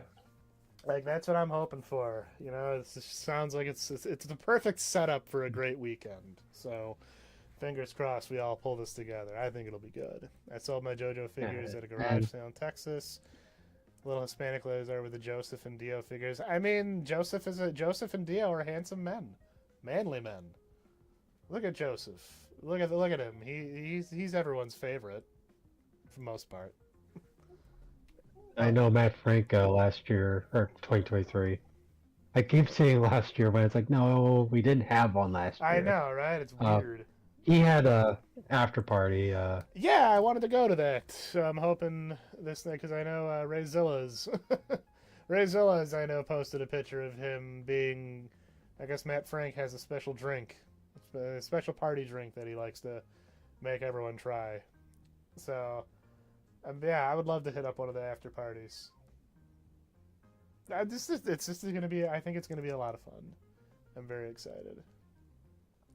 Part 1 is underrated because Part 1 is underrated too because, yeah, it is technically the most normal, even though we're talking about normal in the sense where the story is an orphan gets adopted by a rich family, becomes evil, then becomes a vampire, and then, the other guy has to learn a martial arts form. That's part one is normal. still Araki trying to find his footing. Yeah, with JoJo. You can tell, but it's also still got that chaotic energy of, it'd be cool, vampires. It'd be also cool, Jack the Ripper showing up. How about Jack the Ripper is the vampire? Yes. Yes, that sounds great. Yeah, Matt Frank was real nice when I met him. I haven't really talked to him too much, but as said, we were at the Last Supper. This is what I call the Last Supper of many future suppers, hopefully. And I got a chance to talk to him a couple of times at AMA, and then I chatted with like either his live streams or just a little off like hand DMs for like when it came to like the Godzilla collab and the Mecha Godzilla drawing. Yeah, that was really cool that he participated in the Godzilla collab. That was still. Well, he didn't get the chance to participate. But he was too busy. It was cool that you even had like him in the works, possibly. Yeah, like he actually like came to me, Yeah. wanting to do it, but then like he realized he just Obligations. it wasn't in the cards, which like too much on his plate already, which understandable. That's why I was like, even ask him because I was like, oh, he's too busy. Nah, that's really cool, and that's kind of the hopeful thing. You don't want to always think of making connections with bigger names, but it's always cool to be like, yeah, it's cool. I like this person, and they seem to like me. We're friends. Yeah. It's just a neat Although feeling. I can still say that I have someone who's done official Godzilla work as part of the collab with Seagons. Yeah, I mean, again, that collaboration really was like a who's who. I did have a I need a bigger boat, moment. Yes. And I just like when I saw the oh. list and I saw it getting filled up, I was like, oh wow. I was just like, oh, it would be a nice, fun collab, with a couple of my artist friends. Oh, the entire Godzilla community wants to join in. Okay, I see how it is. I mean, if there's one thing that binds us, regardless of where you stand on one another, there's one thing that ties us together. So we all seem to think Godzilla's pretty cool. And I got to learn about so many different versions of Godzilla that I didn't even know exist prior. Oh God! I was still so happy that you let me put Godzilla's daughter in there. I was like, yes, she's official. Screw you, Hanna-Barbera. I was feeling like the from that one Key and Peele sketch of the script doctor. Oh right. Of Gremlins 2, like, you know what? Yep, that's going to go right in the movie. Let's go right in the collab. I remember just looking at it looking at it from a distance, and I was like, "Damn, that's a lot of Godzillas." Yeah. I didn't know there was that many. It's like, so you want to put in a obscure Godzilla float that's not even really official, but has some neat history into it? That's in the collab. Hanna-Barbera had the license at one point. It's fine. It works. So I'm struggling drawing Giron, and I love Giron. He's my favorite Gamera villain. Like, I love him. In my mind, he actually turns good, and him and Gamera, like, hang out. He's Gamera's Rodan and Anguirus all rolled into one. Oh man, I want to work with that idea now. I love this stupid knife-headed jerk.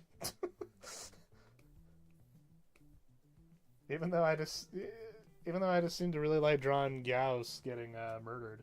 Probably gonna do that now.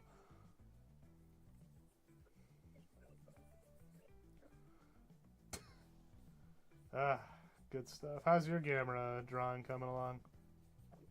It's still okay. I was having trouble with so Gauss is going to be in it. I was having trouble with drawing one particular pose for Gauss. Then I'm deciding to scrap it and do something different, something simpler. That's fair. That's what it's all. Best advice I've gotten regarding art in the last month from watching a bunch of Frank Cho live drawings: don't be married to your pencils. You can always erase and redraw it again. I don't know. Yeah, I'm basically kind of repeating a pose that I'm already doing, but it's like, no, I don't care. It's just for. Yeah. Like, I want to do a bigger Gauss, but it's fine for what it is. Exactly. Sometimes you can always draw Gamera again. That's the beauty of it. All the deep cuts were fun. The deep cuts, yeah, like again, Nike. It was almost like it was like Nike Goji. Again, I'm flipping through this and going like, I recognize maybe 3 of these. What the hell are all Nike. these Godzillas? Mm-hmm. Is this going to be a printed AMA? Which one? The thing I'm drawing now? Maybe I could. I mean, I can do it. I'll just be the weirdo who has nothing but drawings of Giron at his table. Every drawing is just Giron. I will have to now because I seem to really like just drawing Giron being mean. I just like drawing Gyaos getting murdered. Is that normal? It's probably normal, right? Yeah, that's fine. I mean, they're jerks. That's sort of what going on with mine, you know. Yeah. Not spoiled too much. Like I was saying, Gyaos are just perfect goons. Like they're absolutely perfect, just fodder. You know, kind of like how you have your foot soldiers, you have Gyaos. Yeah, like I'm doing basically a scene recreation for. Ooh, ballsy. Yeah. I like it. A lot of good scenes from Gamera, Guardian of the Universe.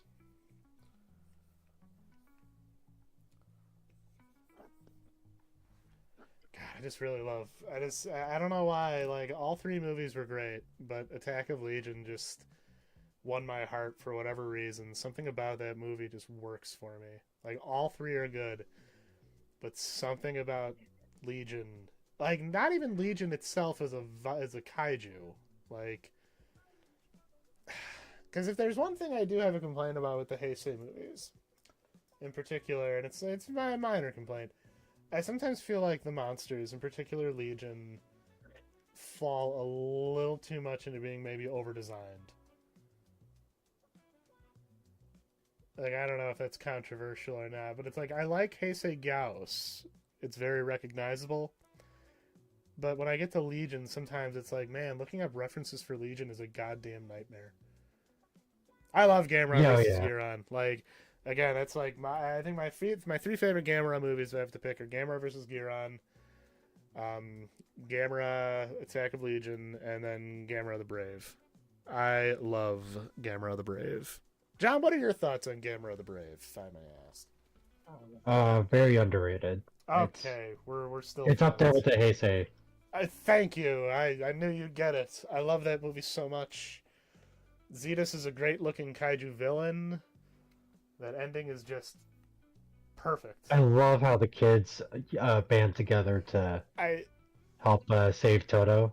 Oh God, Dare Bear, you gotta watch Gamera the Brave. It is.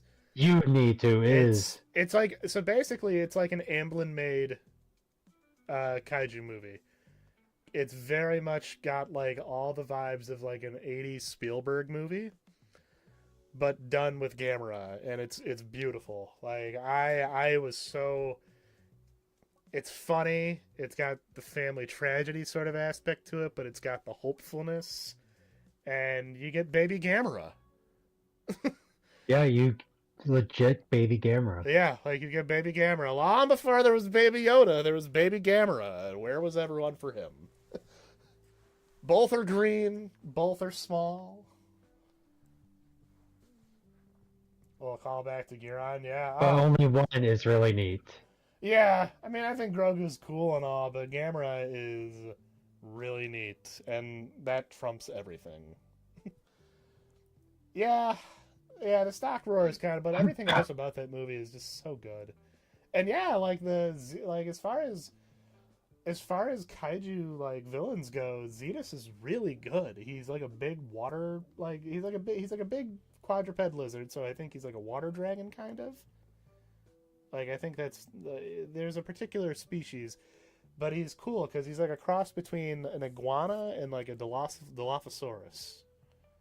I think he's got like the cool frills, and he's just a real mean villain. He kind of has that Space Godzilla vibe going, where like Zetus is just kind of an asshole. You know, you like look at him and he's like, oh, this is a kaiju that likes being mean to people and eating them. This isn't a wild animal doing its thing. This guy literally saw a bunch of people out on their walk and thought, I'm gonna ruin their day. Yeah.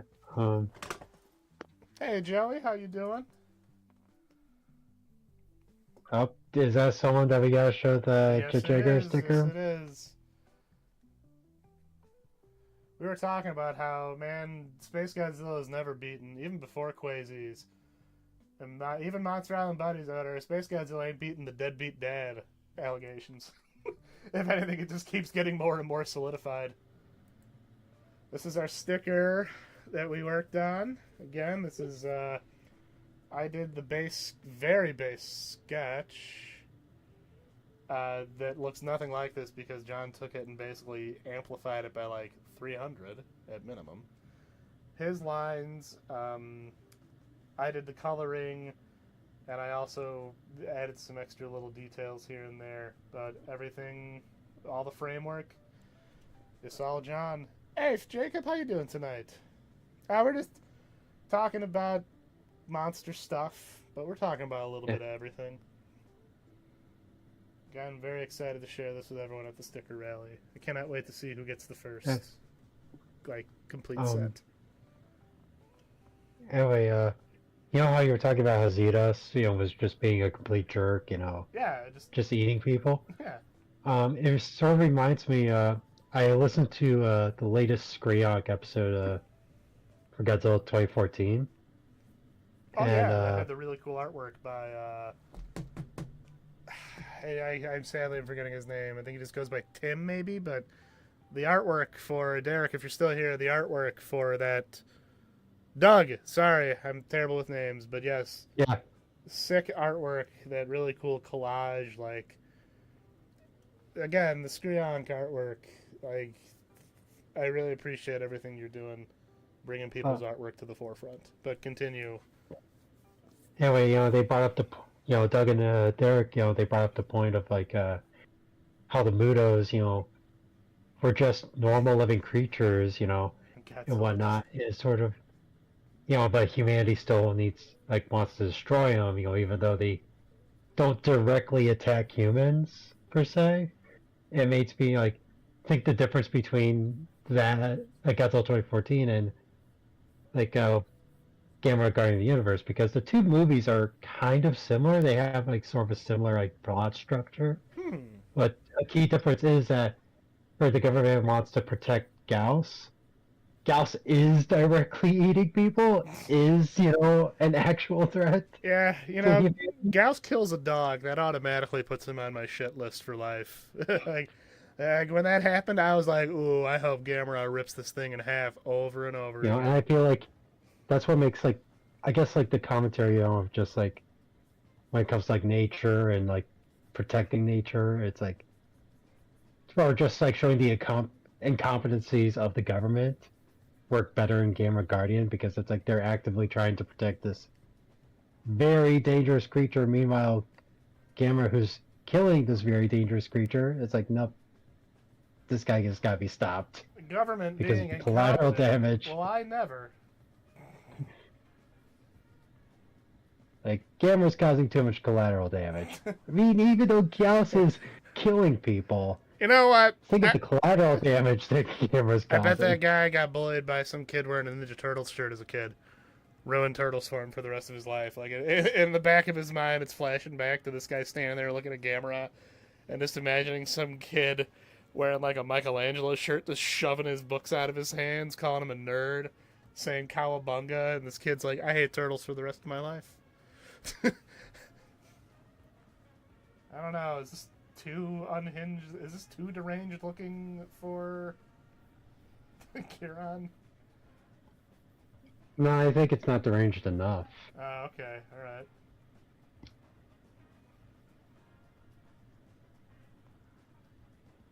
Hold on, I can do better. I want to draw an alligator snapping turtle style. Oh, that would be cool! Do it! Alligator snapping turtles are cool as hell. Snapping turtles are just fun, isn't it? I don't know why. Turtles. Everyone has a favorite type of turtle, right? I actually have a pet turtle. I used to have a pet turtle as well. I miss him. It was a long time ago. And I mean, I've had my turtle since 4th grade, and he's still kicking. tell you, man, turtles are fascinating. What's the old? Isn't there that one turtle that's like over like 100 years old? If like not even that anymore. Yeah. I can't remember his name, but it was basically before we had Mudang and Pesto, the God Emperor Penguin. Turtle. Mm-hmm. Turtle. We got turtles. We're talking about turtles. It's turtle Year of the Snake, more like Year of the Turtle.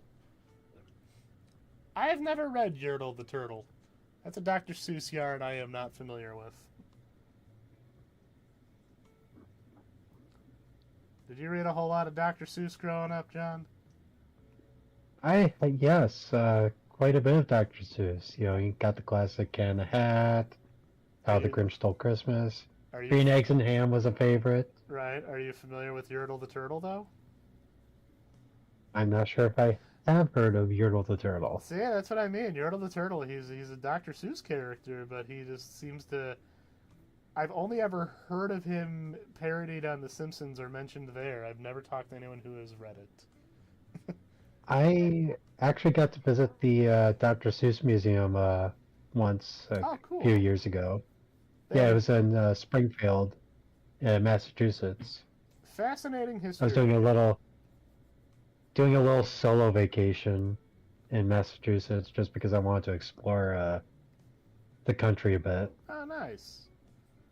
That's cool. Yeah, that was just Springfield was just one of the destinations. That's cool that they had a museum. I liked. We have the Museum of Science and Industry had a little Dr. Seuss thing, and it was fun seeing like the history of his. Like, he does have a pretty interesting trajectory as an artist goes. You know, Mm-hmm. political cartoonist to beloved children's book author.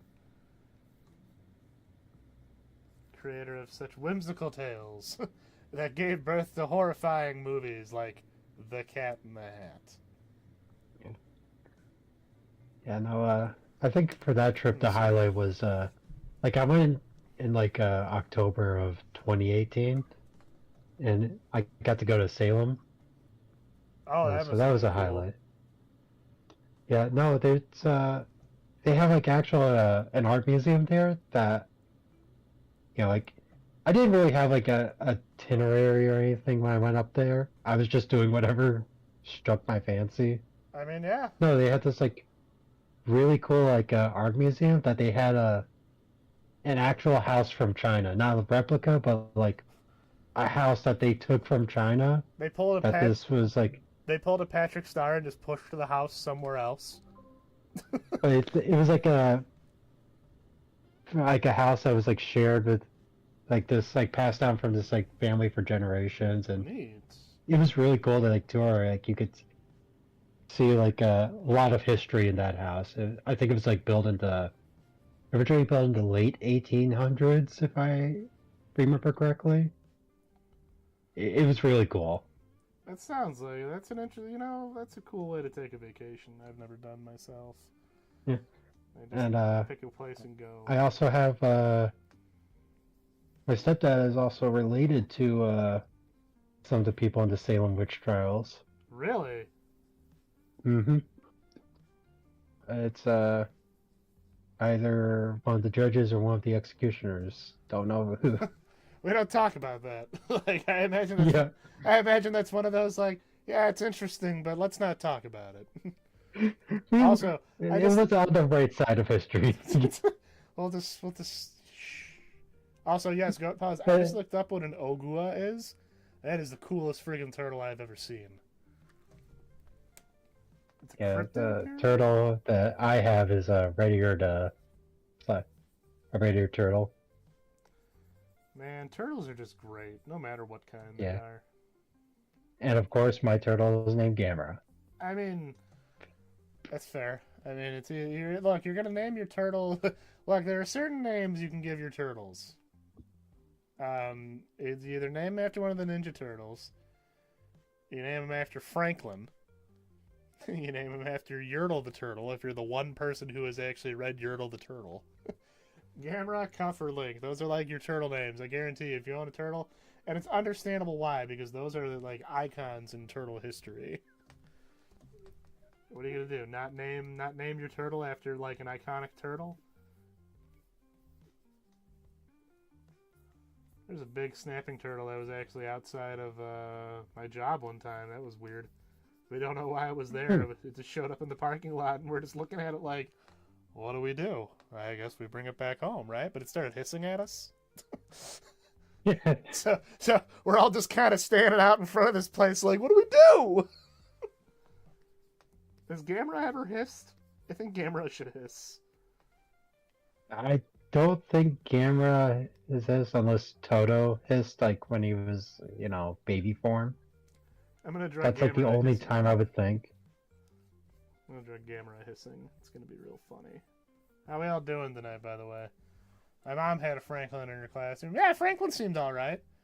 I think I was a little old for Franklin, but he seemed like a good kid. Yeah. No, I I got no beef definitely with Franklin. remember watching my fair share of Franklin growing up. Yeah, he seemed like he was pretty all right. His friends kind of seemed like Also, jerks there's sometimes. Gamma references in Franklin, so that's always a plus. Really? Oh yeah, there's like legit. There's I think Franklin has like a nightmare, and he dreams of these like monsters, and it's literally like Gauss, Giron. Oh my god, how have I not known Geiger. about this? I gotta see Yeah, this. no, look it up. All right, Look it yeah, up. hold Franklin up. Gamera. Hold up. Franklin Gamera. No way. How am I just learning about this now? I'll make sure to try to stuff from my notebooks to avoid organizing the taxes. The turtle pistachio disguise you have to. Did any Usagoji, you are the first person I can think of who has told me that they seem to have watched that movie. It was Dana Carvey, right? The Master of Disguise? Franklin Gamera. No friggin' way! Hold on, this is insane to me. Like, what the hell is Viraz doing? It is really funny how Gamera gets around in pop culture. Yeah, I never Like, knew. Like, Gamera, I mean, Franklin never seemed like. I don't know, this is just utterly fascinating to me. I mean, like, Gamera also has a parody in the Grim Adventures of Billy and Mandy. That doesn't surprise me because Maxwell Adams is a big, like, horror dork. Like, so. I mean, one of his characters for that Baron Concarne show was just Destro. Yeah. And No, so, there's like an entire episode of Grim Adventures where it's basically a giant tokusatsu parody. sounds Where very on point. there's like a giant turtle that's basically the Gamera stand-in. Billy turns into an Ultraman-like figure. Oh, speaking of which, here we go. Yeah, check this out. This is insane to me. like those are just barely scraping by. Like, then again, who the hell is what is Dai gonna sue? To be fair, Toriyama got away with putting Gamera in both Dr. Slump and Dragon Ball. That's true, but maybe they knew what Toriyama they knew Toriyama's power level, so they were afraid. They didn't want to get on his bad side. No, let him be. Did you ever finish reading Dr. Slump? No, I need to get back on it along with a lot of things, but I have a lot of screenshots saved of just wonderful times. Characters like I do. What's up? Sorry. No, I was gonna say there's this funny joke in Dr. Slump in one of the middle chapters of Manila confusing Gamera for his dad. There we go. See, that's the kind of stuff. I mean, I was cracking up in Dr. Slump when Kinnikuman Man was the ticket taker. Like it was very much. I like it when I was reading that, and I was reading the original Ultimate Muscle, and there were a lot of moments of the Leonardo DiCaprio, and we were like, hey, I recognize that guy. There's a real fun panel in the early Kinnikuman comics where it's how am I spacing on his name? Daimajin. There we go. It's it's Daimajin, Rodan, and Godzilla, I think, all going to a spa. Joey, you've read all Dr. Slump? I can see I can see a good I can see some Toriyama gag comic, especially with like the Cool Dog and Betty stuff. There's a lot of fun I mean, that kind of humor. like Miss Ultra is definitely like heavily inspired by Doctor Slump. I feel like that's I mean, very yeah, evident. there's very much a Toriyama influence in there. Blastoise is basically water Gamera. I mean, Gamera would have been Gamera. Blastoise is one of the cases where they added guns to something and it actually didn't jump the shark and make it too edgy. I mean, Blastoise is friggin' cool. There was a whole meme about what things would be different if Blastoise was my dad. Well, and I think as far as like the gag humor, you tell fun kind of like what I like about those Cool Dog images is that I'm trying to think of, like there's a pervy sense of humor to it that doesn't go too far. Like Toriyama, he had a lot of real, not overly well, depending. Obviously Toriyama. There's some Yeah, I was instances gonna say Toriyama took it a little bit too exactly. far. I stopped myself. So I was gonna say okay, like Toriyama, but there were a lot of moments. Yeah, it's a delicate balance. And Toriyama, I think, hit more than he missed. But when he missed, it was usually pretty like, whoa, whoa, whoa, whoa. Oh, yeah, I mean, Dexter's Lab. I was very happy to have reminded people about Extra's existence. The Giron coated kaiju from Dexter's Lab. The axe-faced one. One giant kaiju, one giant tokusatsu episode of Dexter's Lab was, well, especially when you look at Powerpuff Girls, there's a Hedora reference. One of the monsters is clearly Hedora. And there's even a Monster Island. 90s cartoons were heavily influenced by like 50s and 60s, or more so maybe 70s era too. Like you can just tell all those guys grew up watching VHS tapes of like Gamera movies and stuff. No, they couldn't have grown up with the VHS tapes. They probably grown up just seeing them on TV syndicated. Well, yeah. I mean, but it's like because VHS was like more of a 80s thing than. Well, I mean, I could see those guys when they go to like I can see Gendy Tartakovsky and Craig McCracken and them being in like a college dorm or something and being like, they got like a bootleg copy of Gamera versus Gauss or something. And they just got real into it watching. Like you can just tell those guys all kind of consumed the similar media between Craig McCracken, Gendy Tartakovsky. Maybe not Butch Hartman, because he was. Yeah, but we don't talk about Butch Hartman. Bitch Fartman, as they call him. Yes. I was so fascinated because I was growing out of. I wasn't growing out of it, but I didn't really get super into a lot of Butch Hartman stuff. Like I watched Fairly Odd Parents, but I didn't get like really into it. I didn't know. I'm still fascinated by the fact that Danny Phantom was probably one of the most popular, like, action cartoons. It really fascinated me to learn that. Well, I mean, Danny Phantom was just 14 when his parents built that strange I can't believe this is happening. This is where I'm at with my streaming. This is where it's come, huh? I know people who like swear that was like their Batman the Animated Series, and that's really bizarre to me. But it's cool, Trying to think. I still can't. I'm still going back and looking at the. I cannot believe that this is my first hearing of the Franklin Gamera reference. Like, it's not even subtle. No, it's very it's like who the hell puts in a random monster that happens to look like Viraz? Nobody. That big dopey looking squid. I love that thing, but it's so. Viraz's face will always make me laugh. It just looks like it's so tired of you. Always has this look on its face like, God, I wish I could just make you not exist. I would make 100%. I mean, but Extra was great kaiju design, and that was a great. They did a great job showcasing him. That whole episode of Dexter's Lab is such a wonderful celebration of like Gendy Tartakovsky throwing literally everything he loves into one extended episode of a cartoon, because you've got G.I. Joe references, you've got the superhero references, you've got a complete tokusatsu like science team like with the Thunderbirds kind of mixed in reference. It's crazy. Dexter's Lab, I think, was probably my favorite of the. That's the Cartoon Network show I remember watching the most. That was always a favorite. What do we got here? Butch has a lot in common with Tommy Tallarico. You know what? I can easily see that. Yeah, fair. Yeah, it's like, you could almost convince me that those two actually were like related at some point. Let me see here. I never got into Butch Hartman stuff, and I'm glad. I mean, I don't think it, because I know people who really liked Fairly Odd Parents, and I can see why. I think it's one of those cases, though, where it's like, sadly, not everyone can be Gendy Tartakovsky, where thankfully they just seem like a real cool guy.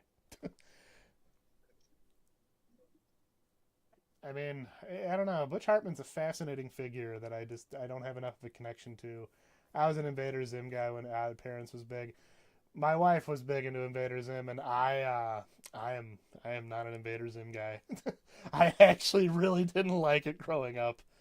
Like, I remember watching the first episode, thinking it was pretty cool. Watching, like, the second episode.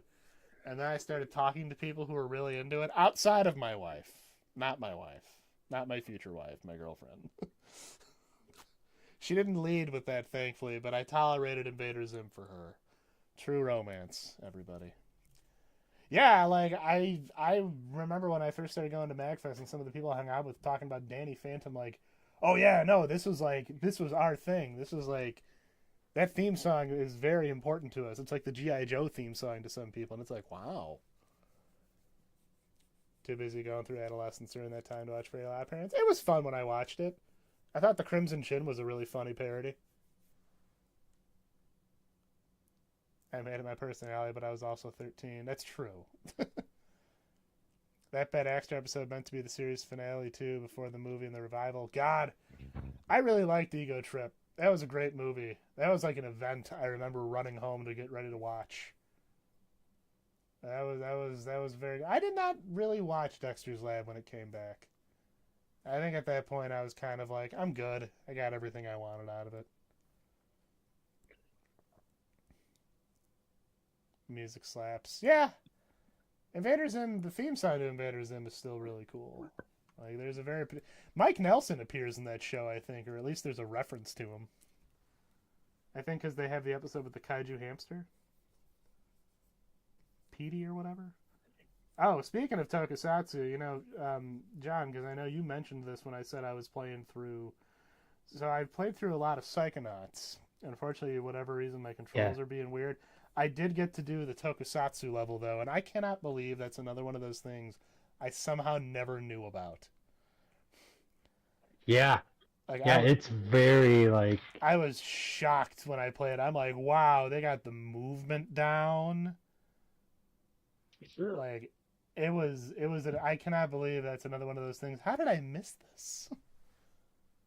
Yeah, and then, like, the fact that there's straight up Ultraman that just shows up. Yeah. Even does the iconic, like, rise effect. Like, okay. Yeah, I was like, I was like, this would have blown my mind in high school. Like, knowing, wait a minute, hold up. Yeah, I got to get back on Psychonauts, but I was glad I at least got to experience that part, because I can see why that game has endeared itself to so many people. Speaking of Zim, Rasputin, voiced by, what's his name? From Zim. That guy's got that very particular voice. Like, it's kind of like Curtis Armstrong, the guy who was in Dan Versus. You just know it's him when you hear him. Yep.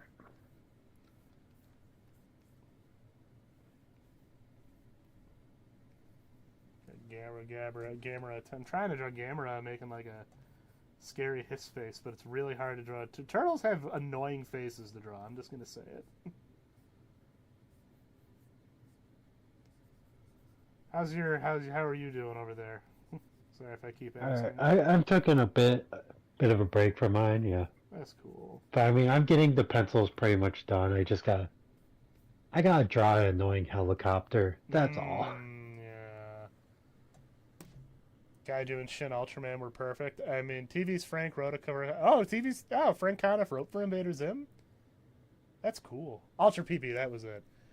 The Kaiju and Shin Ultraman were I mean, I would have been down just to have a whole movie of just Ultraman fighting every kaiju. I mean, don't get me wrong, I love what we got in Shin Ultraman, but I would just love to watch more giant. Like everything looked so good. Yeah. Did you ever see Shin Ultraman fight or Shin Ultra fight or whatever? No, I didn't. Okay, so basically,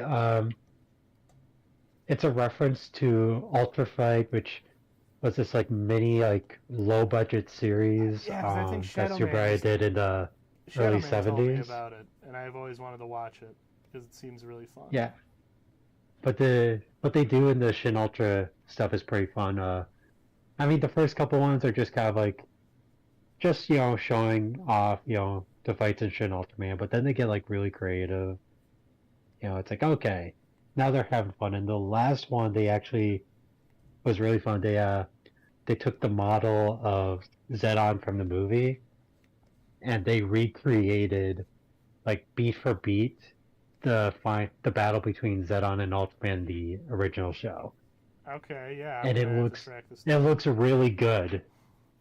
But it's also like funny to see that version of Zedon move like a guy in a suit. Yeah, because that version of Zedon is it's pretty big. Yeah. It's big. It's kind of like obnoxiously big after a point. That's fun though. Yeah, I It's gotta. no moon. It's like it's pretty friggin' big. Yeah. Let's see. That was Shin Ultra Fight. I'm gonna type that in. I'm trying to make note of all these things. I don't know. I'm still. Did you know? Speaking of funny kaiju moments, are you familiar with the Twisted Tales of Felix the Cat? Just the tails of Felix the cat. Yeah. I mean, I know that one's kind of a weird one because it sort of flew under the radar. Is that the That's Ralph Bakshi? no. So that's Fritz the Cat. Fritz the cat. Is Oh, okay. Fritz the cat is a I was different like, cat. That's I'm like either we're talking about the magic bag cat the or magic the bag cat. The magic okay. bag cat. Because Gorgo shows up in his TV series. Huh. So it's funny. Kaiju just I'm pretty sure some kaiju showed up in the original Muppet Babies at some point too. Because they had all sorts of stock footage. That's why you will never see an official release of that show. Shin Ultra I'm looking it Fight. up now. Yeah. Oh yeah, this looks cool. I know the Felix movie. The Felix movie is the Yeah. biggest fever dream ever. I know the Felix movie. Everyone has a fond memory of watching the Felix movie and just being really confused. I tell you, its plot is basically that of a video game, like an 80s NES video game. And ironically enough, Felix the Cat had a great NES video game. The movie was ass. The movie was ass, but man, did I watch it a ton as a kid.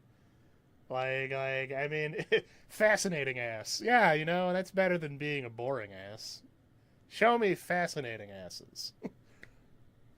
That's the way. That's the after I do Titanic asses, fascinating asses will be the next crowd-funded weird piece of erotica from me. The Felix movie, man. I remember I watched it again recently, and I'm like, I still have no idea what the hell the plot of this movie is. What a weird little thing. And then they did the Twisted Tales of Felix the Cat, the show, and it's actually like this really funny. It's actually like a really funny comedy cartoon, and it has Gorgo in it, which is neat.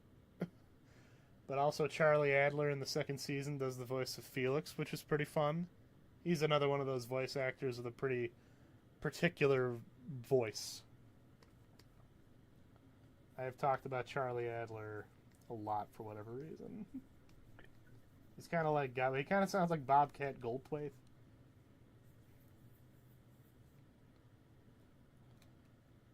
Realize I've never drawn Gamera. Oh no, I've drawn Gamera flying, but this will be fun. I'm just kind of doodling here. How's everyone's Sunday night going, by the way? I just realized the music stopped. Let me fix that. There we go. 6 countries worked on the Felix the Cat movie, and that's the best they got?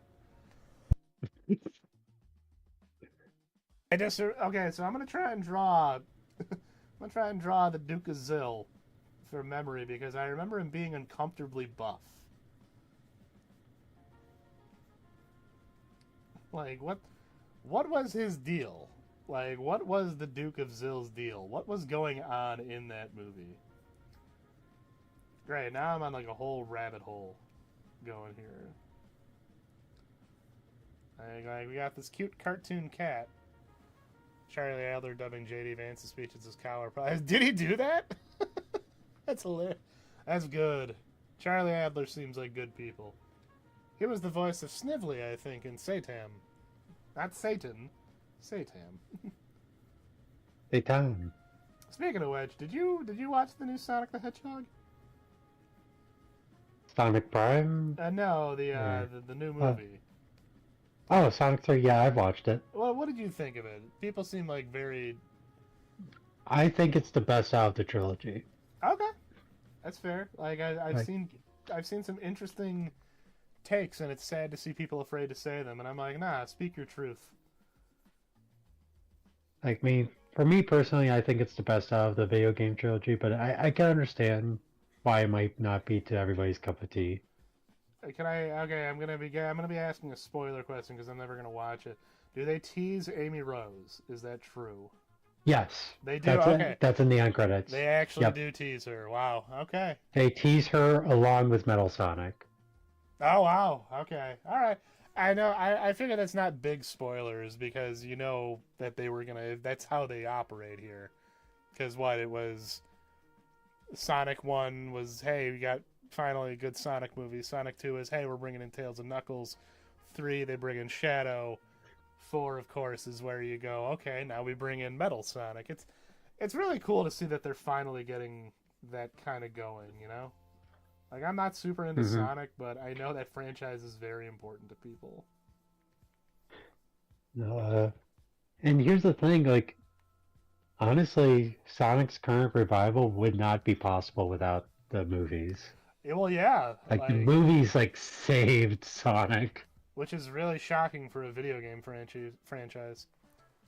It's like, usually the video game movies are the bad things that come out of the video game franchise. You know, not the saviors. You normally look at, like, or the movie is the last gasp of a dying brand, like Borderlands. Yeah. Like, remember that movie? Remember when that movie came out? Oh, yeah. It's all good. Yeah, no, I remember because I work at a movie theater and we had merch that we. They had merch. Yes, and we had so much trouble getting rid of it. I don't know what we ended up doing with. Imagine when you throw. I think some of it we had to like throw it out. I'm imagining you throwing some in a dumpster and then turning around and then finding it outside the dumpster. Like, even the dumpsters don't want this. No, there's this, we used to sell this, like, claptrap, topper, for, like, drinking stuff. I heard he was the worst thing about that movie. Yeah, I mean, I didn't see the movie, you know, but we had this topper and our GM kept freaking out, you know, for the longest time. Like, why is this still here? It mocks me. Get rid of it. Because it got to the point where it just came free with, like, any of our combos. But we just kept forgetting to give them out. People keep putting it back. Oh no, it's like in Smiling Friends when the boss gave Alan the little tiny version of him. Oh, I don't want this. That's how I imagine people responding to that. We had the claptrap topper. We had a Tiny Tita water bottle. We had like this great popcorn bucket thing or whatever. I wish we had. Like, it was like a TNT thing, and we had shirts. Jeez, that's so very pricey shirts. I just remember seeing the trailer for that movie, going like, "We have Guardians of the Galaxy at home." No, we have the good Guardians of the Galaxy at home. Like, literally. Yeah. We need a new Reptilicus movie. I mean, I'm hoping Titanic Creations, because I got my Pulgasari and my Yongari figures. I'm really hoping the next one they do will be like Reptilicus or the Giant Claw. The Giant Claw would be like hilarious to see them make a nice, superb quality figure of. I should like just go on social media, be like, hey, Titanic Claws, hey, if you guys do Giant Claw, I could totally do a box art for that. It's like, come on, man. I want to draw. I want to draw a silly bird creature, please. Like, I will. Like, I want everyone. He's to so see ugly. I love him. It's the kind of face only a mother could love, and that's even pushing it. It's funny to think we got James Rolfe to really kind of thank for that too.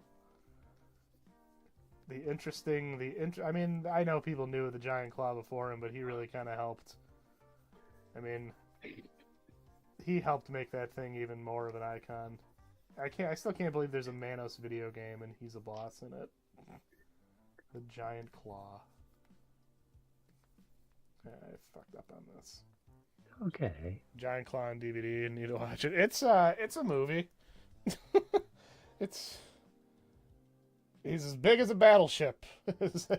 That's the most accurate. I don't know. It's a flying battleship. Yeah, flying battleship. Yeah, that's how you're gonna describe this thing. Okay, I guess what an oddly specific thing. One person just would not stop saying that during a pitch meeting and was like, "Okay, we'll put it on the poster." Jeez. It sounds like something Stan Lee would say. It really. Flying battleship. I can see Jack Kirby sitting there, cigar in his mouth. All right, fine, I'll draw it. All right, Stan. No, it was more like, the more realistic thing to the Marvel method is Jack Kirby draw it. It's like, here's this weird creature I made, and Stan Lee being like, a flying battleship. Again, I'm just imagining Jack Kirby standing there looking at it. Yeah, we'll go with that. Sure thing. Because, sure thing, Stan. The thing with the Marvel method is that Stan Lee didn't really write a lot of those stories. That's he did true. The dialogue for those stories. Right. Well, and Jack Kirby was like kind of an unchained, So Fantastic Four is more so Jack Kirby's baby than it is Stan Lee's baby. Yeah, there's a lot about the history of Stan Lee that people really don't like to talk about, and it's like, it's part of history though. You gotta kind of accept it. At least he wasn't Bob Kane. Yeah, don't get me wrong, we can sit here and talk about dumb things Stan Lee has done, but Bob Kane, poor Bill Finger. Yeah. Or Vince Coletta, the man who would ruin Jack Kirby's artwork when he would ink it. Oh God. How do you screw that up? Oh right, you'd be Vince Coletta. Or actually, you could be Greg Land, notorious tracer who actually did a comic book cover. I hate that nonsense. I'm sorry. How is Greg Land still working? Because these companies don't care, and they're just happy to get somebody who can churn out a mid-quality product really quick. And it's like I'm sitting there. Let me get this straight. You can get a million artists who will turn out something much better, and it's not going to be swiped. But you won't do it. But you'll get Greg Land. Yeah. The thing is, swiping is just plagiarism at the end of the day. That's in other career fields, that's a career ruiner. Yeah. That's the thing I don't get. Yeah. Once you get caught doing it, that should be you're done. Game over. But for whatever reason, I don't know. He's got dirt on somebody. Night of the Blood Beast is my favorite Atomic Age film. I wouldn't say that's questionable. You caused me to think about that movie a little bit more than I normally do, Goat Paws. Because Night of the Blood Beast is not a Mystery Science Theater episode I've watched a whole lot, but now you've got me wanting to actually watch the movie, on its own. So I don't think your tastes are questionable at all. Think the Giant Condor and the Giant Claw are friends? I like to think so. Maybe they're lovers. You're a Giant Condor, I'm a Giant Claw. Maybe we were meant to be together. I think that's the romance story that needs to be given to the masses. Passing like two battleships in the night. Land has dirt on one of the editors or something. Yeah, Bob Kane is a piece of shit. He is someone's brother-in-law. That too, but it's like, God, you think that would run? You think that would run out where it's like, look, Mr. Land, everybody here really hates you. Does Mr. Land's uncle work at Nintendo? They stole Super Mario Land. That's why we don't have any more Super Mario Land games. They, oh wait, no, we do. I was thinking because I always bring up, what happened to Tatanga? Does anyone remember Tatanga from Super Mario Land on the Game Boy? Mr. Land. Yeah, well, at least I got something kind of fun. I'm going to probably work on this as a...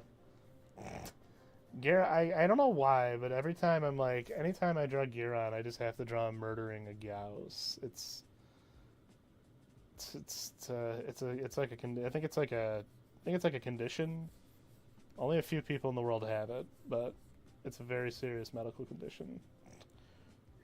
There's no cure. And no, the only cure is to draw Gauss getting murdered. The Duke kind of reminds me of a human form Moo.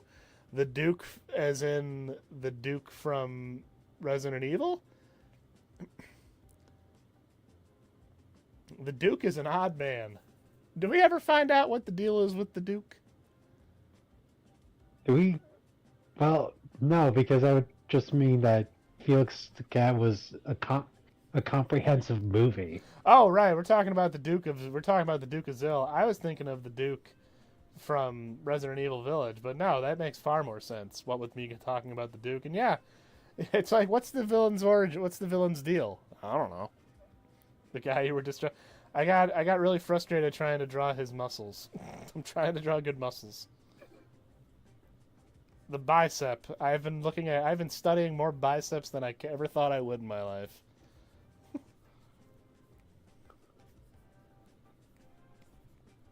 I'm trying to draw this guy from memory, so I don't recall if he had, like, you know... I think I'm going to try and rewatch Monster Hunter, or Monster Rancher at some point. I'd like to see if I can piece together what was going on in that show, because I watched it. John, have you tried Ultra Kaiju Monster Rancher? I did when it first came out. Okay. I pre-ordered the game, so... Yeah, I was curious, because I know that was one... That one kind of came and went, but it wasn't bad. Like, it just kind of seems like it, you know... It was what it was. Yeah, like... I don't know if it's a game for me. Like, I haven't... Yeah. Granted, I haven't played it since it first came out, but... It's a particular style. I thought it's a good game, but maybe just not for me. Yeah, it's a particular style.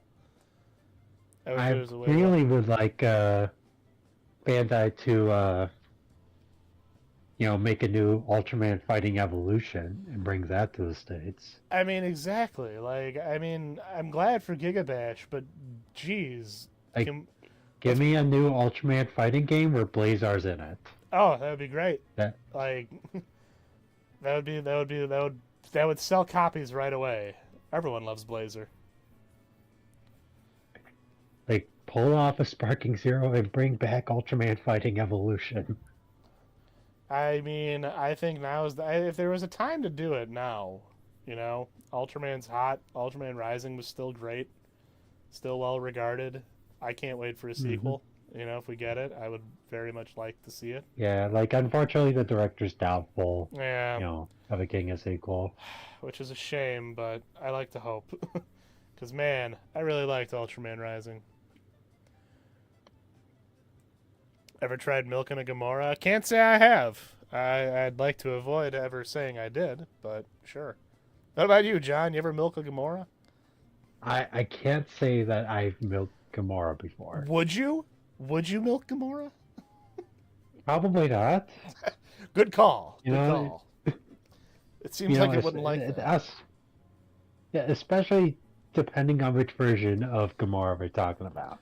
I still remember that crazy Gamora this cartoonishly round one you showed me from the Ultraman, like, pachinko machine or whatever it was.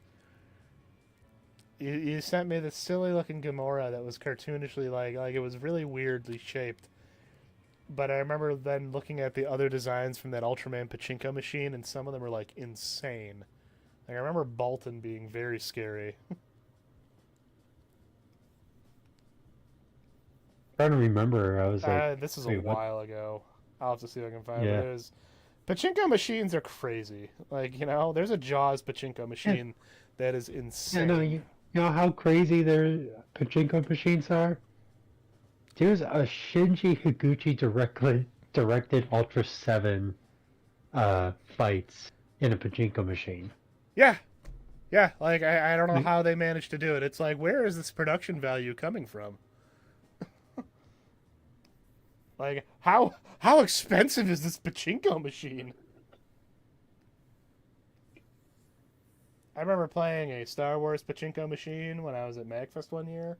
I have no idea what happened, but suddenly it started loudly playing the Star Wars theme, and then a TIE fighter lowered down and was shooting lightning.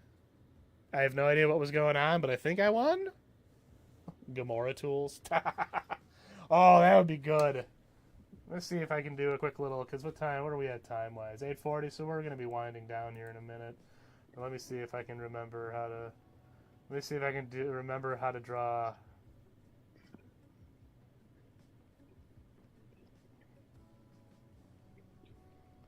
I never was very... It's very difficult to replicate the Gary Larson style.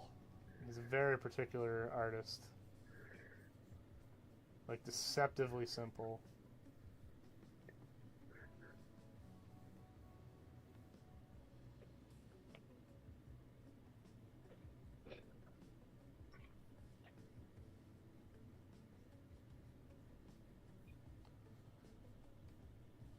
Let me see, Gamora.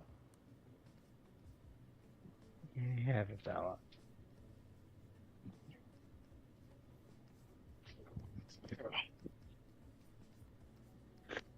I don't know, is this what a Gamora looks like for the most part?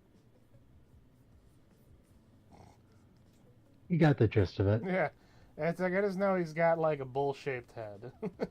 Is this a Gamora?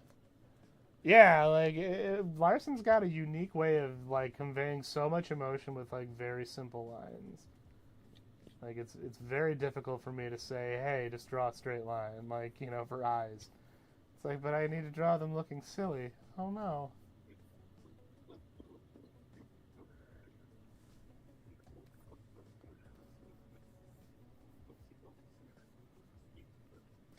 Let me see what we're going on. I love Tiger, Gamora, and you. Yeah, I gotta actually sit down and play like Ultra Kaiju Monster Rancher.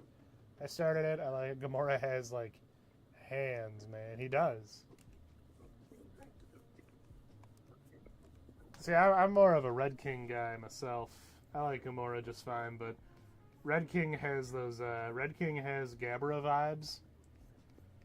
He's a bully. Like he's just a big jerk.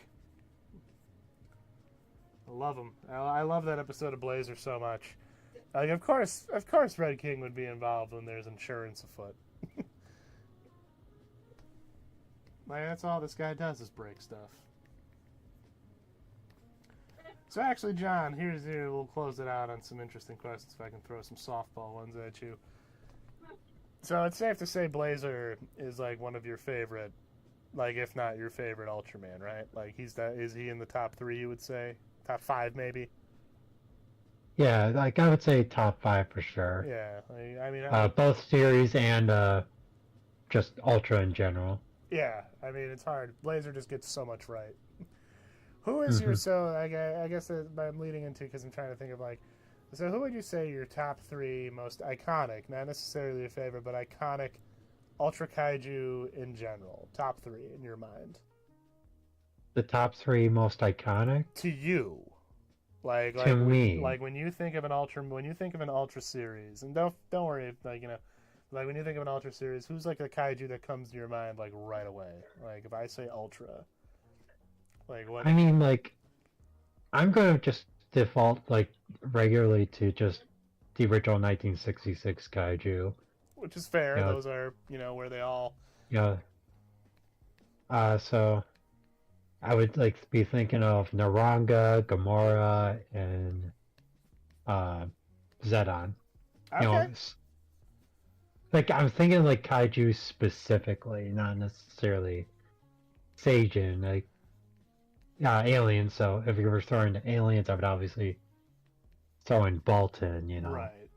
Okay, yeah, I was just curious because it's always funny when you talk to people because, like, yeah, Gabadon, Goat Paws, like, everyone kind of has their, like, kind of off the wall, not even off the wall, but it's like you have your big name kaiju, but then there's, like, always that one weird one that for whatever reason, there's always that one weirdo you grab onto.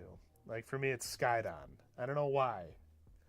Skydon's just Oh, really... Skydon's a fun one. Skydon That is episode just, is hilarious. that episode is so bizarre. I was so excited because when we saw Shin Ultraman, Shauna got to see that episode on the big screen for her first time. And just the look of confusion, like, what is happening in this episode? Like, it's so funny. So, like, I guess that would be the question. Who's your, like, favorite low-key Ultra Kaiju? Like, if you have to think of the original series, is there one that kind of comes to mind? Like, you don't hear about him much, but he's, like, your personal favorite. They mean something to you. Like, Skydon, for example. You have a mini plush Skydon, Goat Paws? I'm jealous. I have no Skydon merch. There isn't a whole lot. Ella King is cool. Yeah, Ella King's a good one, but he's also a very popular one. Yeah. And it's like, I'm not even saying like, they don't have to be popular, but it just seems like everyone kind of has that one weird kaiju they, like, for whatever reason, just kind of go, yeah, I like the cut of their jib. That one I would have to think on a bit, you know, because there's like so many kaiju, you know, it's like, Oh, yeah. Like, look, we got a couple of ones. We got Gyango, Dodongo, Dorako, Busca. I mean, Busca's a whole other thing. Kaiju Busca is not even an ultra kaiju, but is a super high kaiju. Lovable. I showed Sean a Busca because I'm like, hey, this looks like a kind of thing you'd enjoy. Dolza. I like Woo. Even though that episode is very depressing. Yeah, I feel like I would actually say like maybe some of the Ultra Q kaiju are sort of like, you know, I'd like to see more of them Oh, yeah. because I don't think we get to see that many Ultra Q kaiju outside of Gomez Yeah. and well, Litra. And Kanagan seems like one you see. Oh yeah, Like Kanagan and yeah. Ragon, you know. Like there are some, but yeah, Ultra Q like went some weird places. I gotta show Shauna Ultra Q. I mean, I'm glad Pagos is like been making appearances lately, M1. being like, huh? Shadow Man said Like, M1. Pagos M1, yes. He's like a monkey dude. Oh wait, is that But he's like a is that the second episode where the monkey gets the guy? no. It's a later one. Not that guy. Okay, a different one. Yeah, it's different giant monkey. he's not even a giant monkey. He's like a smart, slightly large monkey. Yeah, is he like a super smart monkey? sort of, yeah. Interesting. Like Pagos. like he's like sort of this like computer thing that looks sort of like a monkey dude. Interesting. See, Bozu's one of my favorites, Mr. Dare Bear. Like, I love that episode so much. See, Bowser's great. See, Bozu, like, spoke to my heart. Like, I was like, boy, I feel you, buddy. And it's like, I don't know, I always like it when the Ultra series, in particular when 66 would do this, and it's another reason why I love that Skydon episode, where you would just see these fun interactions between Ultraman and the Kaiju that they're almost comically human. Like, I think when he's fighting, who's the, damn it, I'm spacing on him, but the rascal kaiju, he's got, like, the claw hands, big goofy face. He was, like, a jokester kaiju of, oh my god, how am I forgetting his name? Oh, yeah, and it's like, Gengo? Yeah. And I just always think of that scene where he's wrecking the city and Ultraman just kind of walks up behind him casually, pats him on the shoulder, and he turns around and just decks him in the face. Like, I love when kaiju fights do slapstick, and that is something that always... Gyango, it was Gyango. Okay. The Outer Space Rascal. M1 episode had a Three Stooges in it. That's how you sell me. I want more giant kaiju, like... That's what I hope to do with my... When I finally do web comics or whatever, I want to do, like, this slapstick. There's an underappreciated love of kaiju-sized slapstick. Gango actually is in the Ultraman Spider-Man manga. Oh, that's cool as hell. I'll have to check. He's a fun one. He has like almost a tiki sort of look, Hmm. if I remember right. And he's got the big goofy ears. He's a delight. The Jiras episode, the Jiras episode is funny because I was watching Ultraman all the way through during the pandemic again, and Shauna came down to watch. Like she caught like the half end of that episode with Jiras, and I was like, "Is that Godzilla?" Kind of. It's a Godzilla. Legally, no. Legally, no. But reality, yes. Technically, yes. But it's that whole scene where he does the Toro with the bullfighting, and I'm like, this Yeah. is.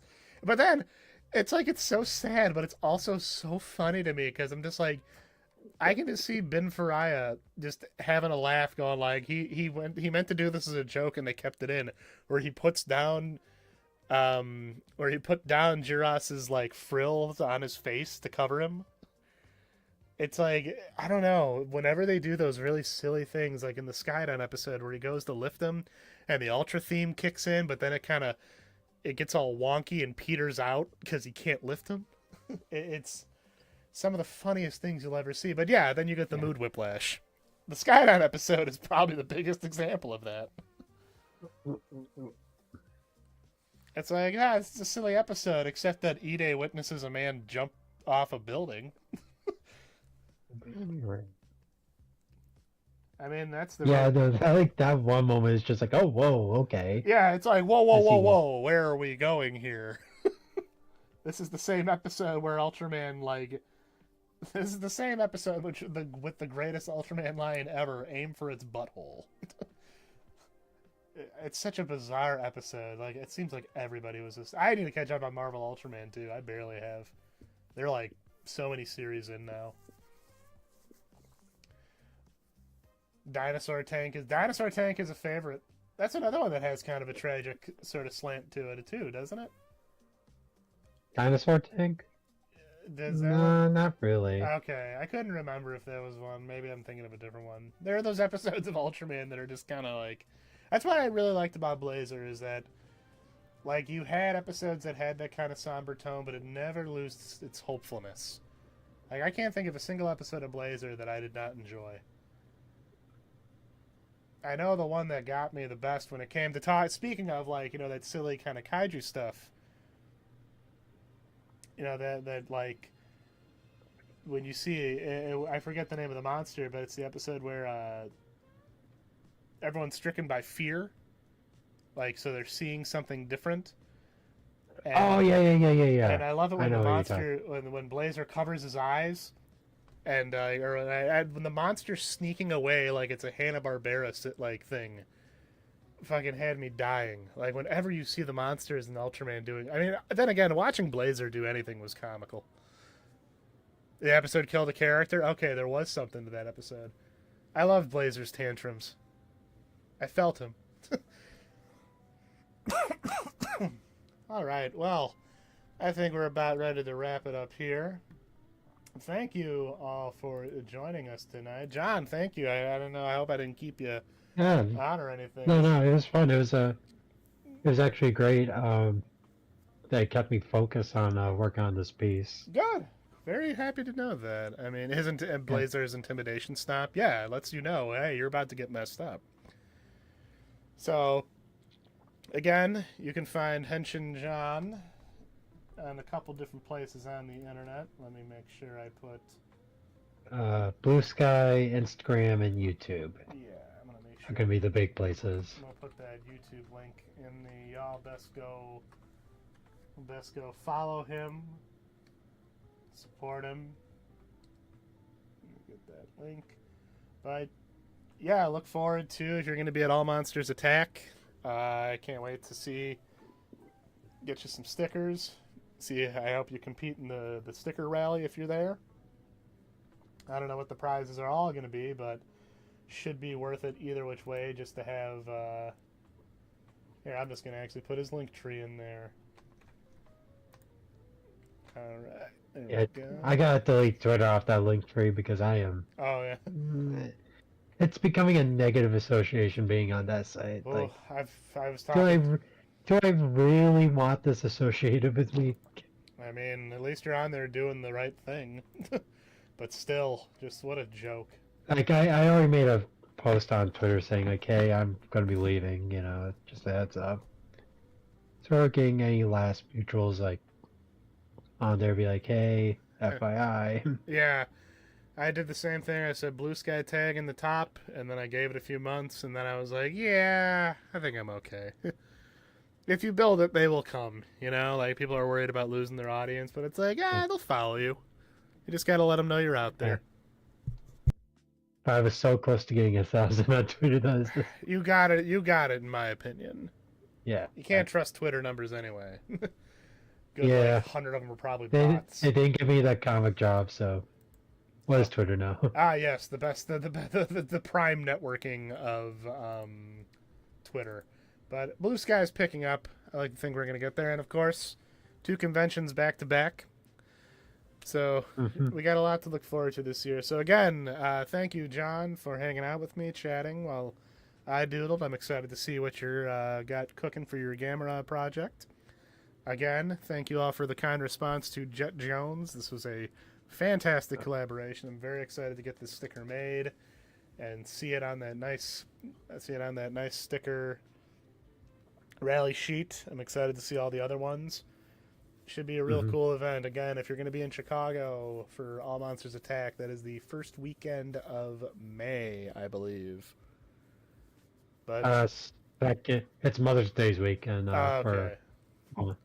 So ignore what I said. Just check dates. I'm bad at dates. But again, thank you all for hanging out with me tonight. And John, thank you as always. Thank you for coming on. I hope to do more. Thank you for having me. Oh no, I hope to do more of these. Fun. Yeah, like I would love to have more people on if they're cool with this kind of setup. We still got a plan for our Halo 3 playthrough. Yes, and also Among Us whenever. Yes, actually, it was really funny driving home from sushi yesterday. We saw an Among Us sticker on the back of a car, and I was like, I knew it. It's telling me we need to play Among Us. So we'll get that going.